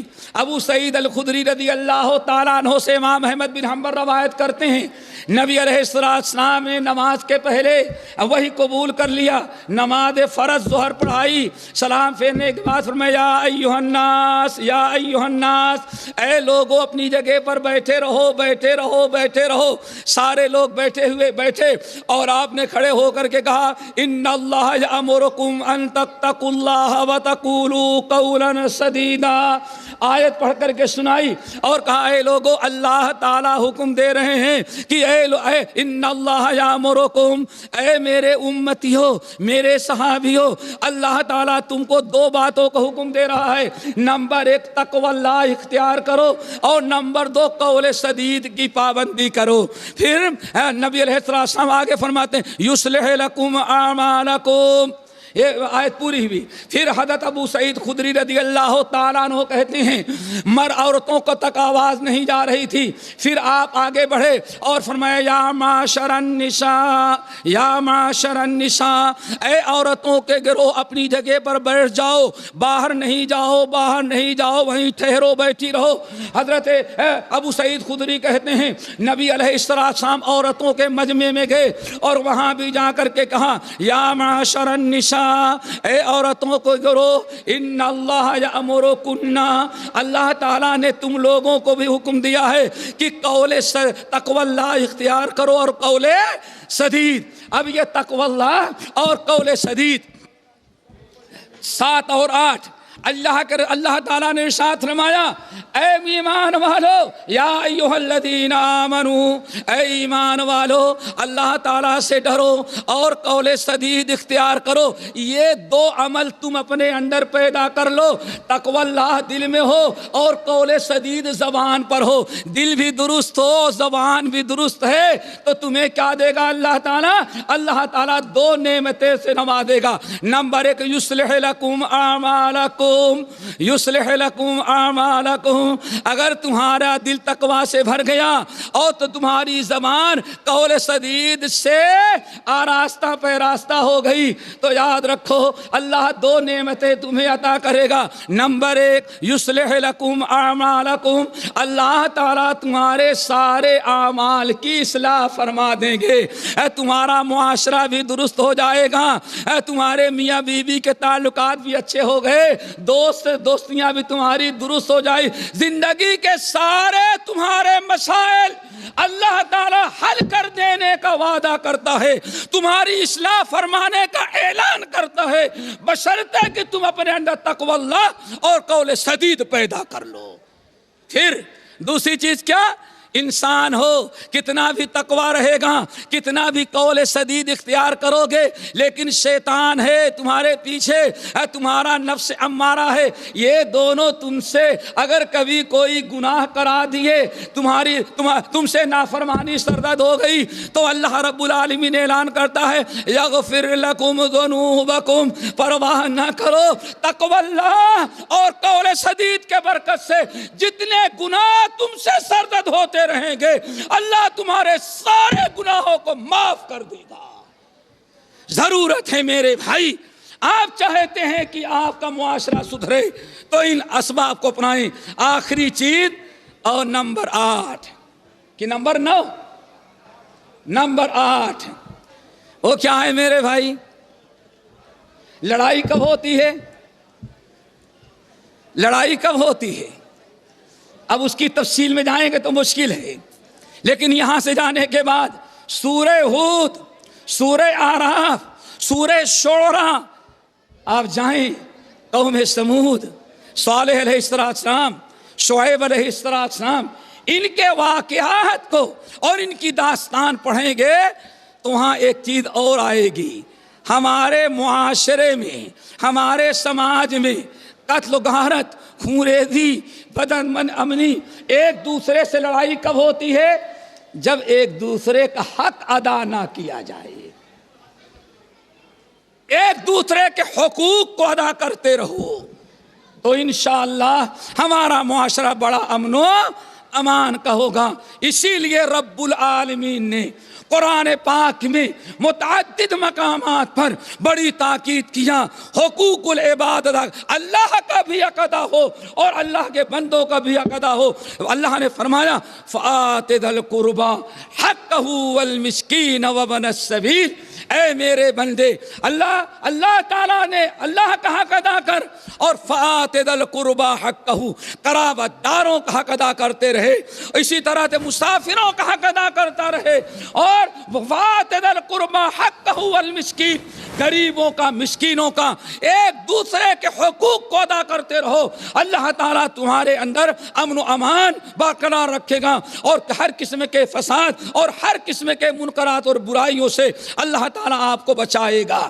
یہ ہم نے 8 اسباب بیان کیے ہیں۔ اللہ تعالیٰ سے دعا کرو سب پر عمل کرنے کی توفیق نصیب فرمائے۔ لیکن شاید بات چلی تھی حقوق العباد کی، ہاں بھائی، حقوق العباد اور حقوق اللہ کے متعلق ہی میں نے آیت پڑھی، وَاعْبُدُوا اللَّهَ وَلَا تُشْرِكُوا بِهِ شَيْئًا، اے لوگو ایک اللہ کی عبادت کرو، اللہ تعالیٰ کے ساتھ کسی کو شریک نہ کرو۔ نمبر 2 وَبِذِي الْقُرْبَى وَبِالْوَالِدَيْنِ احسانا، سب سے پہلے والدین کا احسان۔ اللہ اکبر، اللہ تعالیٰ نے اپنے بعد سب سے پہلے اور سب سے زیادہ کس کا حق ادا کرنے کا حکم دیا؟ بیوی کا۔ نہیں، بیوی مقدم ہے، ماں تو ریٹائر ہو گئی، بوڑھی ہو گئی نا، اس کا کیا کام تھا؟ پیدا کیا، دودھ پلایا، بڑا کیا، بس۔ اب بوڑھا باپ بوڑھی کی ذمہ دار ہے، میں اپنی بیوی کا ذمہ دار۔ ہاں، اللہ اکبر، دیکھا آپ نے، سب سے پہلا حق ماں باپ کا۔ وَبِالْوَالِدَيْنِ احسانا، اے لوگو ایک رب کی عبادت کرو اور والدین کے ساتھ احسان کرو۔ میرے بھائیو، والدین کا، بر الوالدین کا بڑا طویل مسئلہ ہے، ہم اس تفصیل میں نہیں جانا چاہتے، بس ایک حدیث بتا دیتے ہیں، وہی انشاءاللہ ہمارے لیے کافی ہوگی۔ امام ابن حبان، امام ابن خزیمہ وغیرہ نقل کرتے ہیں، ایک صحابی ہے، کہنے کے لگے یا رسول اللہ ارأیت ان شہدت ان لا الہ الا اللہ وانک رسول اللہ وصلیت الصلوات الخمس وادیت زکاۃ مالی وصمت رمضان وقمت فممن انا۔ اے اللہ رسول اللہ، آپ سے ذرا ایک مسئلہ پوچھنا ہے۔ مسئلہ کیا ہے؟ آپ ذرا یہ بتائیں، ارأیت ان شہدت ان لا الہ الا اللہ، میں نے توحید کا اقرار کیا، آپ کے رسالت کا بھی اقرار کیا، وصلیت الصلوات الخمس، اور 5 وقتہ نماز کی بھی پابندی کرتا ہوں، وادیت زکاۃ مالی، مال کی زکوٰۃ بھی ادا کرتا ہوں، وصمت رمضان وقمتہ، ماہ رمضان کا روزہ بھی رکھتا ہوں، اور رات کا قیام تراویح وغیرہ بھی پڑھ لیتا ہوں، فممن انا، تو اتنی نیکیاں میں کرتا ہوں، تو آپ ذرا بتائیں کہ میں جنت میں کن کے ساتھ رہوں گا؟ اکیلا کہیں پڑا رہوں گا، بیوی بچوں کے ساتھ رہوں گا، یا آپ کے ساتھ، یا ابو بکر کے ساتھ، عمر کے ساتھ، کس کے ساتھ رہوں گا؟ ہم نے تو ساری نیکیاں کی، ذرا حدیث سنو۔ یا رسول اللہ ارأیت ان شہدت ان لا الہ الا اللہ وانک رسول اللہ وصلیت الصلوات الخمس وادیت زکاۃ مالی وصمت رمضان وقمت فممن انا، یہ 5 اعمال میں کرتا ہوں، آپ ذرا بتائیں کہ یہ 5 اعمال کرتے ہوئے اگر میں مر گیا تو فممن انا، میرا شمار کن لوگوں میں ہوگا؟ آپ نے فرمایا سن لو، اگر یہ تم سچے ہو اور یہ 5 اعمال کرتے ہو، شہادتین کا اقرار ہے، 5 وقتہ نماز کی پابندی ہے، مال کی زکوٰۃ ہے، رمضان کا روزہ ہے، اور رمضان کی راتوں میں اٹھ کر کے قیام کرنے والے، رات میں عبادت کرنے والے ہو، اگر یہ تم سچے ہو، یہ عبادتیں تم کرتے ہو اور کرتے رہے، تو فانت مع النبیین والصدیقین والشہداء، تو اللہ تجھے جنت میں نبیوں کے ساتھ رکھے گا، اللہ جنت میں تمہیں شہیدوں کے ساتھ رکھے گا، صدیقین کے ساتھ رکھے گا۔ بڑا خوش ہو گیا وہ نوجوان، بھری مراد۔ کیوں؟ اگر جمعراتی بھائی ہوتے تھے کہتے جمعرات بھری مراد، ہاں مراد تو کسی کی نہ بھری، ختم پڑھنے والے مولا کی مراد بھر گئی، ہاں اس کی مراد پوری ہو گئی، یہی چاہتا تھا بیچارہ۔ یا رسول اللہ فممن انا، میرا شمار کن خوش نصیبوں کے ساتھ ہوگا؟ عرف میں جا فانت مع النبیین، تجھے اللہ نبیوں کے ساتھ رکھے گا، صدیقین کے ساتھ رکھے گا، شہداء کے ساتھ رکھے گا۔ اٹھا بس السلام علیکم، سرٹیفکیٹ مل گئی، اور دور گیا ہوا تھا، آنے فرمایا علیہ بہی، اس کو پکڑ کے لاؤ، پھر دوبارہ پھر آپ کی خدمت میں لا کے حاضر کیا گیا۔ آپ نے پوچھا کیف قلت، تم نے کیا سوال کیا تھا؟ آپ چاہتے تھے سوال کو لوٹائے پھر میں کچھ بتاؤں۔ کیف قلت، تم نے کیا سوال کیا؟ یا رسول اللہ، میں نے کہا یا رسول اللہ ارأیت ان شہدت ان لا الہ الا اللہ وانک رسول اللہ وصلیت الصلوات الخمس وادیت زکاۃ مالی وصمت رمضان وقمت فممن انا، یہ سارے 5 اعمال ہیں، اگر یہ میں کرتا ہوا مر گیا تو میں جنت میں کن کے ساتھ رہوں گا؟ میں نے کیا جواب دیا؟ کیا جواب دیا؟ کہا یا رسول اللہ آپ نے تو بالکل دل خوش کر دیا۔ آنے فرمایا اگر یہی عمل کرتے ہوئے تو رہا زندگی میں تو جنت میں نبیوں کے ساتھ، صدیقین کے ساتھ، شہیدوں کے ساتھ رہے گا۔ آنے فرمایا بھلا بھلا، وَزَمَّ إِصْبَعَيْهِ، اور پھر آپ نے فرمایا سن لے، میں نے صحیح کہا، اگر یہ اعمال کرتے ہوئے تم دنیا سے گئے تو قیامت کے دن اللہ تعالیٰ تجھے جنت میں نبیوں کے ساتھ، صدیقین کے ساتھ، شہداء کے ساتھ رکھے گا، اور اس طرح سے مل کر کے رہے گا جیسے میری دونوں انگلیاں ملی ہیں، ایسے ہی تو لوگوں کے صحبت میں رہے گا۔ لیکن سن لے، ما لم تعق والدیک، بشرطے کہ ماں باپ کو ستایا نہ ہو۔ سب کچھ تو نے کیا ہے، اگر تو نے ماں کا دل دکھایا ہے، باپ کو ستایا ہے، ماں باپ کی نافرمانی کیا ہے، تو سن لے یہ ساری عبادتیں تیری رائے گاں اور بیکار جائے گی، کوئی قیامت کے دن تجھے نجات نہیں دلا سکتی۔ میرے بھائیوں، ماں باپ ہیں، اسی لیے آپ نے ارشاد فرمایا رغم انفہ، رغم انفہ، رغم انفہ، ارے لوگا اس کی ناک کٹ گئی، نکٹا ہو گیا، برباد ہو گیا، تباہ اور ہلاک ہو گیا۔ کون یا رسول اللہ؟ جو اپنے بوڑھے ماں باپ دونوں کو یا دونوں میں سے کسی ایک کو پایا پھر بھی مغفرت کرا کے جنت میں نہ گیا، وہ برباد ہو گیا۔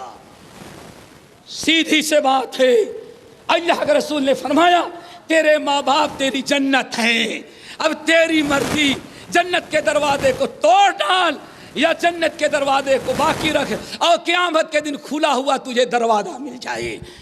اللہ تعالیٰ ماں باپ کے ساتھ اچھا سلوک کرنے کی توفیق نصیب فرمائے۔ اللہ اکبر۔ آج سب سے زیادہ کون دکھی ہوتے ہیں؟ اور جتنا بوڑھا ہوگا اتنا ہی دکھی۔ کیوں؟ اب تو سمجھتا ہے کہ ڈیڈی بوڑھے ہو گئے ہیں، مارنے کی بھی طاقت، اور اگر شہزادی آپ کی ہے، اگر اس کو غلط صحبت ملی ہے، کہیں غلط سوسائٹی میں تعلیم پائی ہے، تو گنتی رہتی 18 سال کب پورے ہو رہے ہیں۔ ڈیڈی تھپڑ مارتے ہیں اور ممی تھپڑ مارتا ایسی دیکھتی ہے۔ کیا بات ہے؟ ڈیڈی کو بھی نہیں پتا کیوں دیکھ رہی ہے، ممی کو بڑی حیرت کیوں گھر رہی ہے، وہ دیکھ رہی ہے کہ مار لو، 18 سال پورے ہونے دو، جس دن 18 سال ہو جائے گی عمر کہہ دوں گی کہ اب تمہارا کوئی اختیار نہیں ہم آزاد ہو گئے. یہی قانون ہے دنیا کا نا. 18 سال آپ بچے پر کنٹرول کر سکتے ہیں, 18 سال کے بعد نہیں. لیکن اسلام کا کیا قانون ہے؟ کیا قانون ہے؟ امام بخاری رحمۃ اللہ علیہ نے کہتے ہیں بوڑھے ہو جانے کے بعد بھی اولاد کو تھپڑ مار سکتا ہے. کیوں؟ دلیل کیا ہے؟ حضرت عائشہ شادی شدہ ہیں, نبی علیہ السلام ران پر سر رکھ کے لیٹے ہوئے ہیں, صدیق اکبر آئے زور سے گھونسا مار دیا. اللہ کے رسول نے سمجھایا بجھایا, پتہ یہ چل گیا کہ بڑے ہونے کے بعد بھی اولاد والدین کو حق ہے کہ اپنی اولاد کو تنبیہ کے طور پر مار سکیں. 18 سال کی قید یہ دہریوں نے, ان لوگوں نے پاس کیا ہے جن کے بیٹے بیٹیاں ان کے قابو میں نہیں رہتے, آزاد رہتے ہیں. چاہے جانوروں کے ساتھ رہے یا انسانوں کے ساتھ, گھوڑوں اور کتوں کے ساتھ, کوئی پرواہ نہیں. اسلام کا قانون اپنی جگہ اٹل ہے. میرے بھائیو والدین کی فکر کرو, ہو سکتا ہے کسی کی تکلیف والدین پر ہو. پھر بہت سارے حقوق کے لیے علم کا ہونا ضروری ہے. اللہ نے فرمایا قرابت داروں کا, رشتہ داروں کا, مسکین کا حق ہے, مسافر کا حق ہے, پڑوسی کا حق ہے. اللہ اکبر. والصاحب بالجنب, پڑوسی کا قرابت دار ہو, رشتہ دار ہو, اجنبی ہو, یہاں تک اللہ رب العالمین نے فرمایا والصاحب بالجنب. اگر تم کہیں یہاں بھی اجلاس میں بیٹھے ہوئے ہو, آپ کے بازو میں جو بیٹھا ہے, اللہ نے فرمایا اس کے ساتھ بھی تم احسان کرو. اللہ اکبر. آپ یہاں سے بامبے جا رہے ہیں, آپ سفر میں ہیں, آپ کے بازو میں سیٹ پر جو بیٹھا ہوا ہے اس کے ساتھ بھی احسان کرنے کو. والصاحب بالجنب, پڑوسی کے ساتھ, رشتہ داروں کے ساتھ, تمہارے بازو میں جو بیٹھا کام کرتا ہے, سفر کر رہا ہے, اس کے ساتھ بھی احسان کرو. اسی لیے کہا جاتا ہے شیخ الاسلام مولانا ثناء اللہ امرتسری رحمۃ اللہ علیہ ایک مدت سفر کر رہے تھے. امرتسر سے نکلے, بنارس پار کرتے ہوئے کہیں جانا تھا, اور بالکل وہ 3rd کلاس کا جو پرانا ڈبہ ہوتا تھا ٹرین کا, لوہے والا, سیٹ بھی لوہے کی, اوپر بھی لوہا. اکیلے مسلمان ہیں. اس پنڈت جی جا رہے تھے, وہ پہلے سے بھی ٹکلے ہی تھے, سر پر بھی کچھ نہیں تھا. جھٹکے میں اٹھے تو ان کا سر اوپر والی سیٹ سے ٹکرایا, پھٹ گیا, لہو لہان ہوا. پنڈت جی پر گشی تاری ہوئی, وہ گر پڑے. جب خون نکلا تو سارے ڈبے کے ہندو رام رام رام رام, وہ سوچتے کہ اس سیٹ ہم کو بھی نہ مار دے. اسی لیے اس پرانے پنڈت بیچارے کو چھوڑ کے سب الگ ہو گئے. شیخ الاسلام مولانا ثناء اللہ امرتسری رحمۃ اللہ علیہ اٹھے اور پہلے خون صاف کرنا چاہا, خون بند نہیں ہو رہا تھا. اپنا امامہ, اپنی پگڑی, اپنا صافہ کھولا, اس کے 2 ٹکڑے کیے اور ایک ٹکڑے سے خون صاف کیا, پانی کی چھینٹیں ماری. جب ہوش میں آیا تو اس طرح دوسرے سے اس کا سر باندھ دیا, ہاتھ جوڑ کے کھڑا ہوگا. ملا جی اتنے پورے ڈبے میں صرف آپ ہمارے کام آئے, آپ کو بھگوان یہ دے وہ دے, دعا ہی دیتا جا رہا ہے اور بڑا شکریہ ادا کر رہا ہے. سارے ہندو تماشا دیکھ رہے ہیں. ادھر زخمی پنڈت بیٹھا ہوا ہے, شیخ الاسلام مولانا ثناء اللہ امرتسری رحمۃ اللہ علیہ کھڑے اس کی خدمت کر رہے ہیں, اور پنڈت کی زبان بند نہیں ہوتی, دعائیں دیتا ہی جا رہا ہے. شیخ الاسلام نے کہا پنڈت جی برائے مہربانی ہمارا شکر ادا کریں, ہم نے آپ کے ساتھ کوئی احسان نہیں کیا, ہم نے اپنے رب کی فرما برداری کی, ہم نے آپ کے ساتھ احسان نہیں کیا, ہم نے اپنے رب کی فرما برداری کی ہے. کہا کیا ہے؟ سورۃ النساء کی آیت تلاوت کی, کہا والصاحب بالجنب.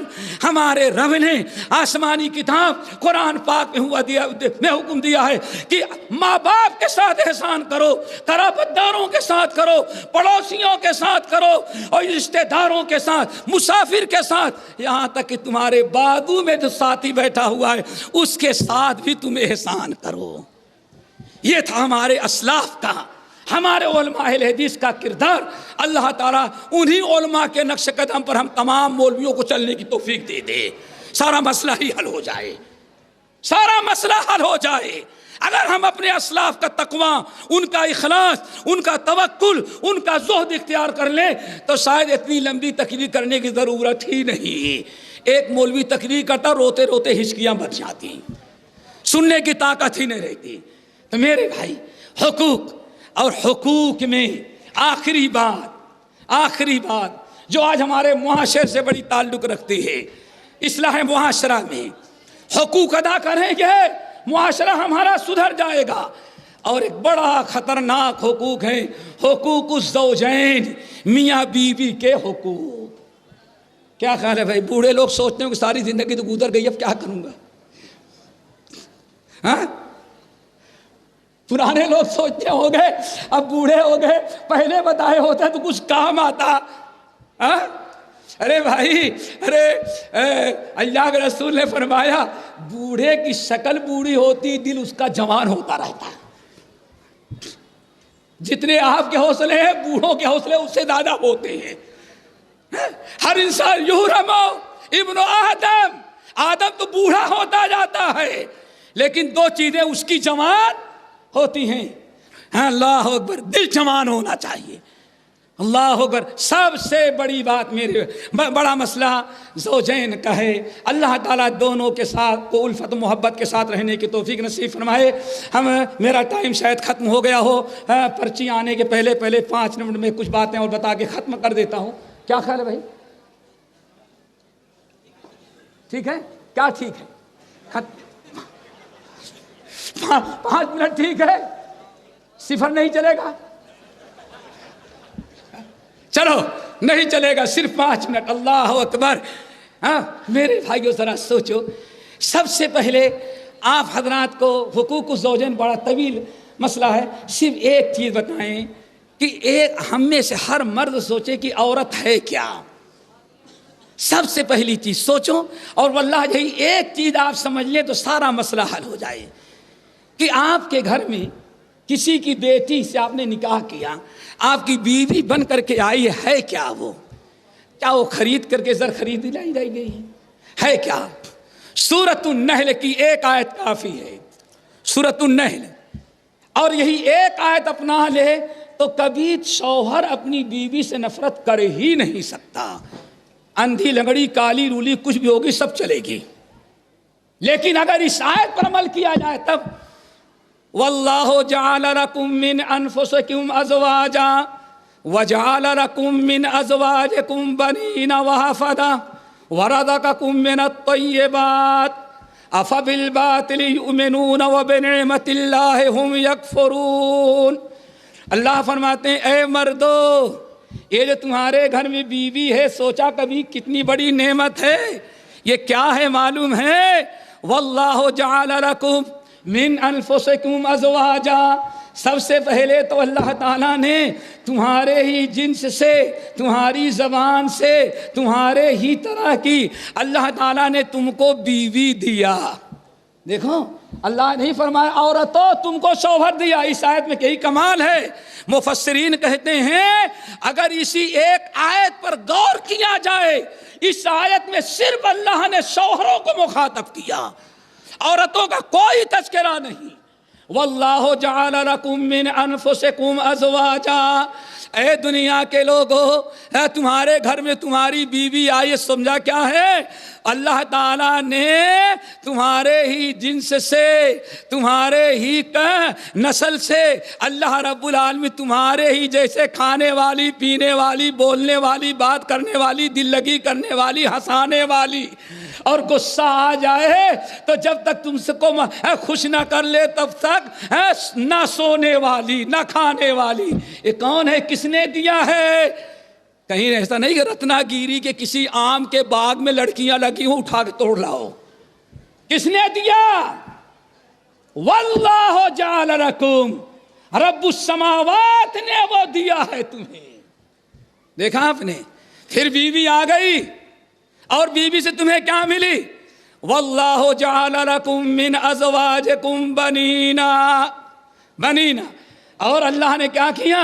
اسی بیوی سے، اللہ اکبر، اسی بیوی سے تمہیں اللہ نے بیٹے اور بیٹیاں دیا۔ ذرا سوچو، آپ لوگ تو آم والے ہیں نا، جس آم میں پھل ہو کتنی قدر، پھل والا درخت ہو آم کا کتنی قدر و قیمت ہے۔ سوچو ذرا سا، ایک آم ہے سامنے، اگر اس میں اچھا بڑا میٹھا بہترین قسم کا پھل آئے تو اس درخت سے کتنی محبت آپ کو ہوتی ہے۔ ایک پتا کوئی توڑ لے تو جان جلتی ہے، اگر ایک ٹہنی کسی نے توڑ لیا تھپڑ مارتے ہو، اگر کسی نے کوئی ڈالی کاٹ لی قتل کرنے کے لیے آمادہ ہو جا۔ تو کیا دیتا ہے تم کو؟ نہ روٹی دیا، نہ چاول دیا، نہ گوشت دیا، اب سیزن میں سال میں ایک مرتبہ پھل دے دیتا ہے۔ لیکن اس درخت سے تم کتنی محبت کرتے ہو، صرف پھل دیتا ہے، چند آم ملتے ہیں اور کچھ اس نے نہیں دیا، لیکن اس سے محبت کتنی تم کو ہے، اس کا خیال کتنا رکھتے ہو۔ اللہ فرماتے ہیں اللہ کے بندو تمہیں آم نہیں، یہ ناریل نہیں، یہ سپاری کا پھل نہیں، رب نے جو بیوی دیا ہے اسی بیوی سے اللہ نے تجھے اولاد بھی دی ہے۔ بیٹے کہاں سے ملے؟ بیٹیاں کہاں سے ملی؟ وحفدہ، اور اسی بیوی سے پوتے پوتیاں نواسے اور نواسیاں، کتنے پھل ملے ہیں۔ اور عورت وہی ہے، بیٹے بھی۔ اور ذرا سوچو اگر کہیں 60-65 کلو کی ہو گئی بیوی تو وزن زیادہ ہے، کم کرو، وزن زیادہ ہے، کم کرو۔ چلو سمجھ لو 55 کلو کی 50 کلو کی ہے، اور تمہارے 5 بچوں کو دودھ کتنا اس نے پلایا؟ ایک دن تھوڑا سا ایک چمچہ دودھ تم نہیں دے سکتے تھے بچے کو، اور بچے کی پوری پرورش جو کیا ہے تمہاری اسی بیوی نے کیا ہے۔ سورۃ الرحم، وَمِنْ آیَاتِهِ، اور ذرا سنو، وَمِنْ آیَاتِهِ أَنْ خَلَقَ لَكُم مِّنْ أَنفُسِكُمْ أَزْوَاجًا، اور اللہ تعالیٰ ہی نے تمہارے نفس سے تمہارے لیے کیا پیدا کیا؟ بیوی، ٹھیک ہے نا؟ پھر بیوی ایک ایران کی ہے، دوسری تران کی ہے، ایک یو پی کے ہے تو دوسری کرناٹک اس کنارے کی ہے، لیکن وَجَعَلَ بَيْنَكُمْ مَوَدَّةً وَرَحْمَةً، نکاح پڑھتے ہی اللہ نے اپنے فضل و کرم سے دونوں کے دلوں میں ایک دوسرے کی محبت پیوست کر دیا۔ اور کیا؟ ورحمہ، محبت ہی نہیں، مہربانی اور شفقت کرنے کا جذبہ بھی پیدا کر دیا۔ یہ سب ہو گیا۔ اللہ کے رسول نے فرمایا اے لوگو الدنیا متاع، دنیا جو ہے وہ صرف استعمال کی چیزیں ہیں، وخیر متاع الدنیا المرأۃ الصالحہ، اور اس دنیا میں سب سے بڑی کامیاب فائدہ پہنچانے والی جو دولت اللہ تم کو دیتا ہے وہ نیک بیوی کی شکل میں۔ کیا خیال ہے بھائی، سمجھ گئے؟ قابل عزت ہے کہ قابل نفرت؟ وہ آم والی مثال یاد رکھنا، آم نے تو صرف آم دیا، اور بیوی نے کیا آپ کو تو دیا؟ بیٹے، بیٹیاں، پھر نواسے، نواسیاں، پوتے پوتیاں۔ ایک دن حضرت عائشہ کے سامنے اللہ کے رسول نے ام المومنین خدیجہ کا ذکر کر دیا، حضرت عائشہ بالکل جل گئی، کیا اللہ کے رسول آپ بھی؟ ہم جیسی جوان خوبصورت ایک بہترین عورت کنواری پا جانے کے بعد وہ بوڑھی جو تھی، اللہ یہی وہ بوڑھی ہنستی تھی تو تلوار نظر آتا تھا، ہنستی تھی جبڑے نظر آتے، منہ میں دانت بھی نہیں تھے۔ ہم جیسی خوبصورت کنواری نوجوان حسن جمال کی مالکہ جیسی بیوی پا کر کے ابھی بھی اس بوڑھی کو آپ بھولے نہیں، جب دیکھے ہائے خدیجہ، ہائے خدیجہ، کیا خدیجہ میں رکھا تھا، اس سے اچھی تو میں ہوں، بڑی ملامت کرنی چاہیے۔ اللہ اکبر، اے اولاد، بیوی کیا ہے؟ جعل لکم من ازواجکم بنین وحفدا۔ اللہ کے رسول نے غصے میں آ گئے اور فرمایا یا عائشہ، تو عائشہ خبردار، آئندہ کبھی ہم کتنا بھی اپنی خدیجہ کو یاد کریں، کتنا بھائی اس کا تذکرہ کریں، خبردار عائشہ یاد رکھنا، آئندہ کبھی خدیجہ کے بارے میں کوئی مجھے کچھ کہنا نہیں، ایک لفظ خدیجہ کے بارے میں تم سے سننا نہیں چاہتی ہوں۔ کیوں عائشہ، تم خدیجہ کا نام لینا چڑھ جاتی ہو؟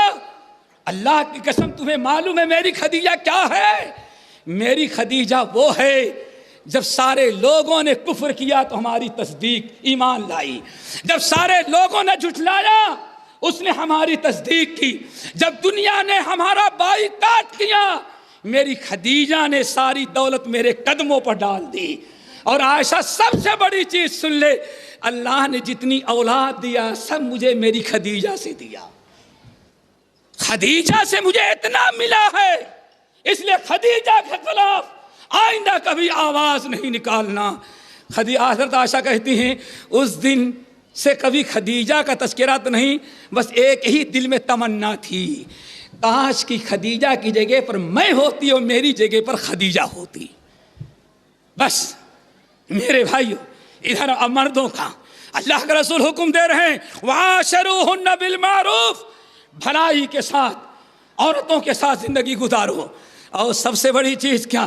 فَإِن كَرِهْتُمُوهُنَّ، اگر کوئی چیز ناپسند ہو، کوئی چیز ناپسند ہو تو اسے بیوی سے نفرت نہ کرنا، طلاق نہیں دینا، ترک نہیں کر دینا، مار پیٹ نہیں کرنا۔ ایک کوئی نقص ہے، ایک کوئی ناپسندیدہ چیز ہے تو ہو سکتا ہے بہت ساری خیر و برکت اللہ اس میں تم کو دے دے۔ اسی لیے مردوں کو چاہیے کہ عورتوں کا حقوق اور ماؤں و بہنوں کا معاملہ تو انتہا کو پہنچ گیا ہے۔ بس ایک حدیث بتا کے ہم بات کو ختم کر دیتے ہیں ماں اور بہنوں کے لیے۔ یہ حدیث تقریباً صحابہ کرام کی ایک جماعت سے منقول ہے، مسند احمد، ابو یعلا، شعب الایمان، ترمذی وغیرہ میں بھی اختصار کے ساتھ موجود ہے بسند صحیح۔ علامہ البانی رحمۃ اللہ علیہ الصحیحہ اور اسی طرح سے صحیح الترغیب و ترہیب کے اندر نقل کرتے ہیں۔ ایک دن ایک کسان، ایک صحابی دوڑے ہوئے آئے، کہا یا رسول اللہ آج میرا اونٹ بڑا پریشان کر رہا ہے۔ آپ نے فرمایا کیا ہوا؟ یا رسول اللہ غضب کر دیا ہے، آج ہمیں اس کھیت کی جدائی کرنا ہے اور اس کے کندھے میں جب قلادہ جوا ڈالنے کے لیے جاتے ہیں تو کاٹ کھا رہا ہے، آج ہم کو پہچانتا ہی نہیں کہ میں اس کا مالک ہوں۔ یا رسول اللہ بڑا نقصان ہو رہا۔ آپ نے پوچھا کہاں ہے؟ یا رسول اللہ وہاں کھڑا ہے باغیچے کے اندر۔ آپ اٹھے، صحابہ کرام کہتے ہیں ہم لوگوں نے کہا یا رسول اللہ بہتر ہے وہ آج اونٹ اپنے مالک کو نہیں پہچان رہا ہے تو آپ کو کیا پہچانے گا، اللہ کے واسطے آپ نہ جائیں۔ لیکن آپ نے کسی کی بات نہ سنی، چلے، لیکن خطرہ تھا اس لیے ہم لوگ دائیں بائیں تھے کہ اونٹ اگر آپ پر حملہ کرے تو ہم لوگ اپنی جان دے دیں گے، لیکن اونٹ کو نبی علیہ السلام تک نہیں پہنچنے دیں گے۔ اللہ اکبر۔ حضرت انس بن مالک کہتے ہیں میں بھی بچہ تھا، میں بھی ساتھ میں گیا دور دور، نبی علیہ السلام جیسے باغیچے میں داخل ہوئے آپ نے فرمایا اونٹ کہاں ہے؟ صحابی نے کہا وہ دیکھیں باغ کے اس کنارے ہے۔ اللہ کے رسول نے اونٹ کو بلایا، اونٹ کے بلانے کی جو آواز ہوتی ہے وہ آواز نکالی، اونٹ بڑی تیزی کے ساتھ آ رہا ہے۔ صحابہ کرام بالکل تیار ہیں کہ کہیں ایسا نہ ہو اونٹ غصے میں آج اپنے آقا اپنے مالک کو نہیں پہچان رہا ہے، کہیں ایسا نہ ہو نبی علیہ السلام پر حملہ کر جائے۔ ہم لوگ چاروں طرف سے آپ کو گھیرے ہوئے ہیں، لیکن اونٹ عجیب منظر کے ساتھ آیا، دور سے آیا، جب قریب پہنچا تو اپنا سر اس نے جھکا لیا، گردن جھکاتا جا رہا ہے جیسے پالتو جانور اپنے مالک کے قریب آتا ہے تو منہ زبان گردن نیچی کرتا ہے اور اس کے قدموں کو چاٹنے لگتا ہے۔ بعین ہی یہی شکل ہم نے دیکھی، اونٹ آیا اور بڑی تیزی کے ساتھ پہنچنے پر اس نے نبی علیہ السلام کے قدموں پر اپنا منہ رکھ دیا۔ صحابہ کرام نے کہا یا رسول اللہ، یا رسول اللہ یہ تو عجیب سا معاملہ ہے، یہ اونٹ ہے، یہ جانور ہے، جانور آپ کا اتنا احترام، آپ کی اتنی عزت، اتنا ادب ہے کہ وہ اتنی تعظیم کہ آپ کا آپ کے قدموں پر اپنا سر ٹیک دیا ہے، وہ سجدہ کر رہا ہے۔ یا رسول اللہ اس سے بہتر تو یہ ہے کہ ہم لوگ بھی آپ کا سجدہ کریں۔ اونٹ اگر سجدہ کرتا ہے تعظیمت، سن لو وہ سجدہ کون تھا بھائی؟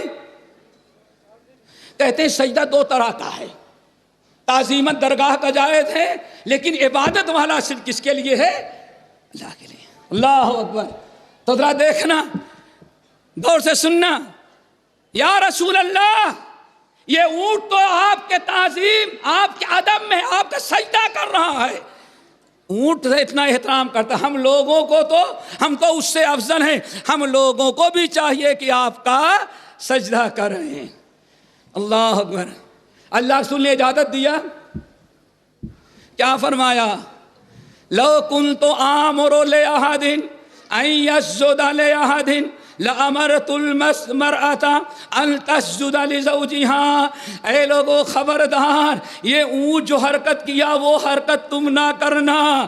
اگر میرا رب مجھے اجازت دیتا کہ کسی کو اپنا سجدے کا حکم دوں تو تم کو نہ دیتا، پہلے کس کو دیتا؟ عورت کو۔ لیکن عورت کو بھی نہیں دیتا، کیوں؟ ہمارے رب نے غیر اللہ کی اجازت کا، غیر اللہ کے تعظیمی سجدے کی بھی اجازت ہے۔ بولو، اب اس کا مطلب یہی کہہ سکتے ہیں کہ اتنی ساری حدیثیں ہونے کے باوجود اگر کوئی حدیث نہیں تعظیمی سجدہ کرنا جائز ہے، یہی کہیں گے اونٹ سے بھی تو بدتر ہو، یہی کہیں گے نا، اولئک کالانعام بل ہم اضل۔ اللہ فرماتے ہیں اے لوگو، یہ غیر اللہ کا سجدہ کرنے والے، یہ شرک کرنے والے جانور ہیں، بلکہ ان کے جانور ان سے بدتر، ان کے جانور ان سے اچھے ہیں، یہ تو اپنے جانوروں سے بھی گرے ہوئے۔ ان کا جانور، ان کا بیل، ان کی گائے، ان کی بھینس، آج ان کا بکرا، ان کی بکری کبھی غیر اللہ کا سجدہ نہ کیا۔ اور یہ سیٹھ صاحب سجدہ کرتے ہیں تو مردے کو پتہ نہیں اندر کوئی ہے کہ ہے بھی نہیں، یہ بھی نہیں گارنٹی کے اندر کوئی ہے۔ کیوں؟ اورنگ آباد گیا، گلی سے گزر رہا تھا، درگاہ ملی، کس کی؟ کہ پیر غائب، پیر غائب شاہ۔ کیا پیر تو ہیں لیکن غائب ہیں۔ ہم نے کہا جب غائب کی درگاہ، ارے دل میں تو ہیں وہ۔ یہ ہے میرے بھائی، کسی کا سجدہ کرنا جائز نہیں۔ اللہ کے رسول نے کیا فرمایا؟ اللہ اکبر، اللہ کے رسول نے فرمایا عورت کو سجدہ دیتا، عورت کو سجدہ کرنے کا حکم دیتا۔ کیوں؟ عورت کا حق اور شوہر کا عورت پر جتنا بڑا حق ہے، اتنا بڑا حق عورت پر اس کے شوہر کا ہے کہ سجدہ کرنے کی مستحق صرف عورت ہوتی، لیکن نہیں کہتا۔ پھر آپ نے فرمایا عورت کا کتنا بڑا، عورت پر اس کے شوہر کا کتنا بڑا حق ہے۔ آپ نے بیان فرمایا، اللہ اکبر، متعدد روایتیں ہیں، سب کا خلاصہ یہ ہے، اگر شوہر کے بدن میں پھوڑے پھنسی ہو جائیں، من قدم ہی الی مفرق راسی، آپ نے فرمایا قدموں سے لے کر کے سر تک پورا بدن زخمی ہو جائے، خون اور پیپ بہ رہا ہو، چاروں طرف سے بدبودار خون پیپ بہ رہا ہو، اللہ اکبر۔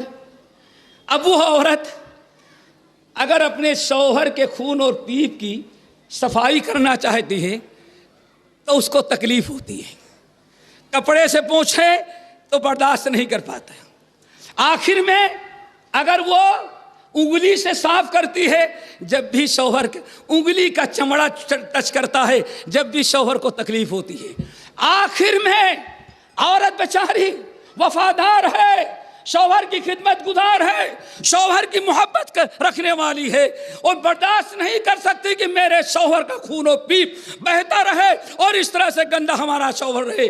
وہ کپڑا ترک کر دی، انگلی کو ترک کر دیا۔ زبان سب سے زیادہ نرم ہے، فَلَحَسَتْهُ بِلِسَانِهَا، اللہ رسول فرماتے ہیں وہ عورت اپنی زبان سے اس کو چاٹتی ہے، نگلتی نہیں، بار بار چاٹتی ہے اور تھوک دیتی ہے کہ وہ نگلنا بھی جائز نہیں۔ اور اتنا محنت کیا کہ سر سے لے کر کے ایڑی تک جتنا خون اور پیپ بہ رہا تھا گھنٹوں لگے، لیکن زبان سے چاٹ چاٹ کر کے تھوک کر کے پورا صاف کر دیا۔ اللہ رسول نے فرمایا اگر کوئی عورت اپنے شوہر کی اتنی بھی خدمت کر ڈالے تو ما ادت حقہ، اللہ کی قسم تب بھی شوہر کا حق ادا نہیں ہو سکتا۔ میرے بھائیوں، اللہ کے رسول صلی اللہ علیہ وسلم نے عورتوں کے ساتھ مردوں کو بھلائی کرنے کا حکم دیا، پوچھا گیا یا رسول اللہ ہماری بیویوں کے کیا حق ہے؟ آپ نے فرمایا جب کھاتے ہو تو کھلاؤ، پہنتے ہو تو پہلاؤ، اور اس کے ساتھ خوب اچھی طرح سے رکھو۔ اللہ تعالیٰ سے دعا کرو اللہ تعالیٰ ہم سب کو حقوق العباد ادا کرنے کی توفیق نصیب فرمائے۔ میاں بیوی کے ایک دوسرے کے حقوق تعلقات کا خیال رکھنے کی توفیق نصیب فرمائے۔ ہمیشہ اللہ تعالیٰ حقوق اللہ کے ساتھ حقوق العباد اور اصلاح معاشرہ کی توفیق نصیب فرمائے۔ اقول قولی ھذا واستغفر اللہ من کل ذنب واتوب الیہ۔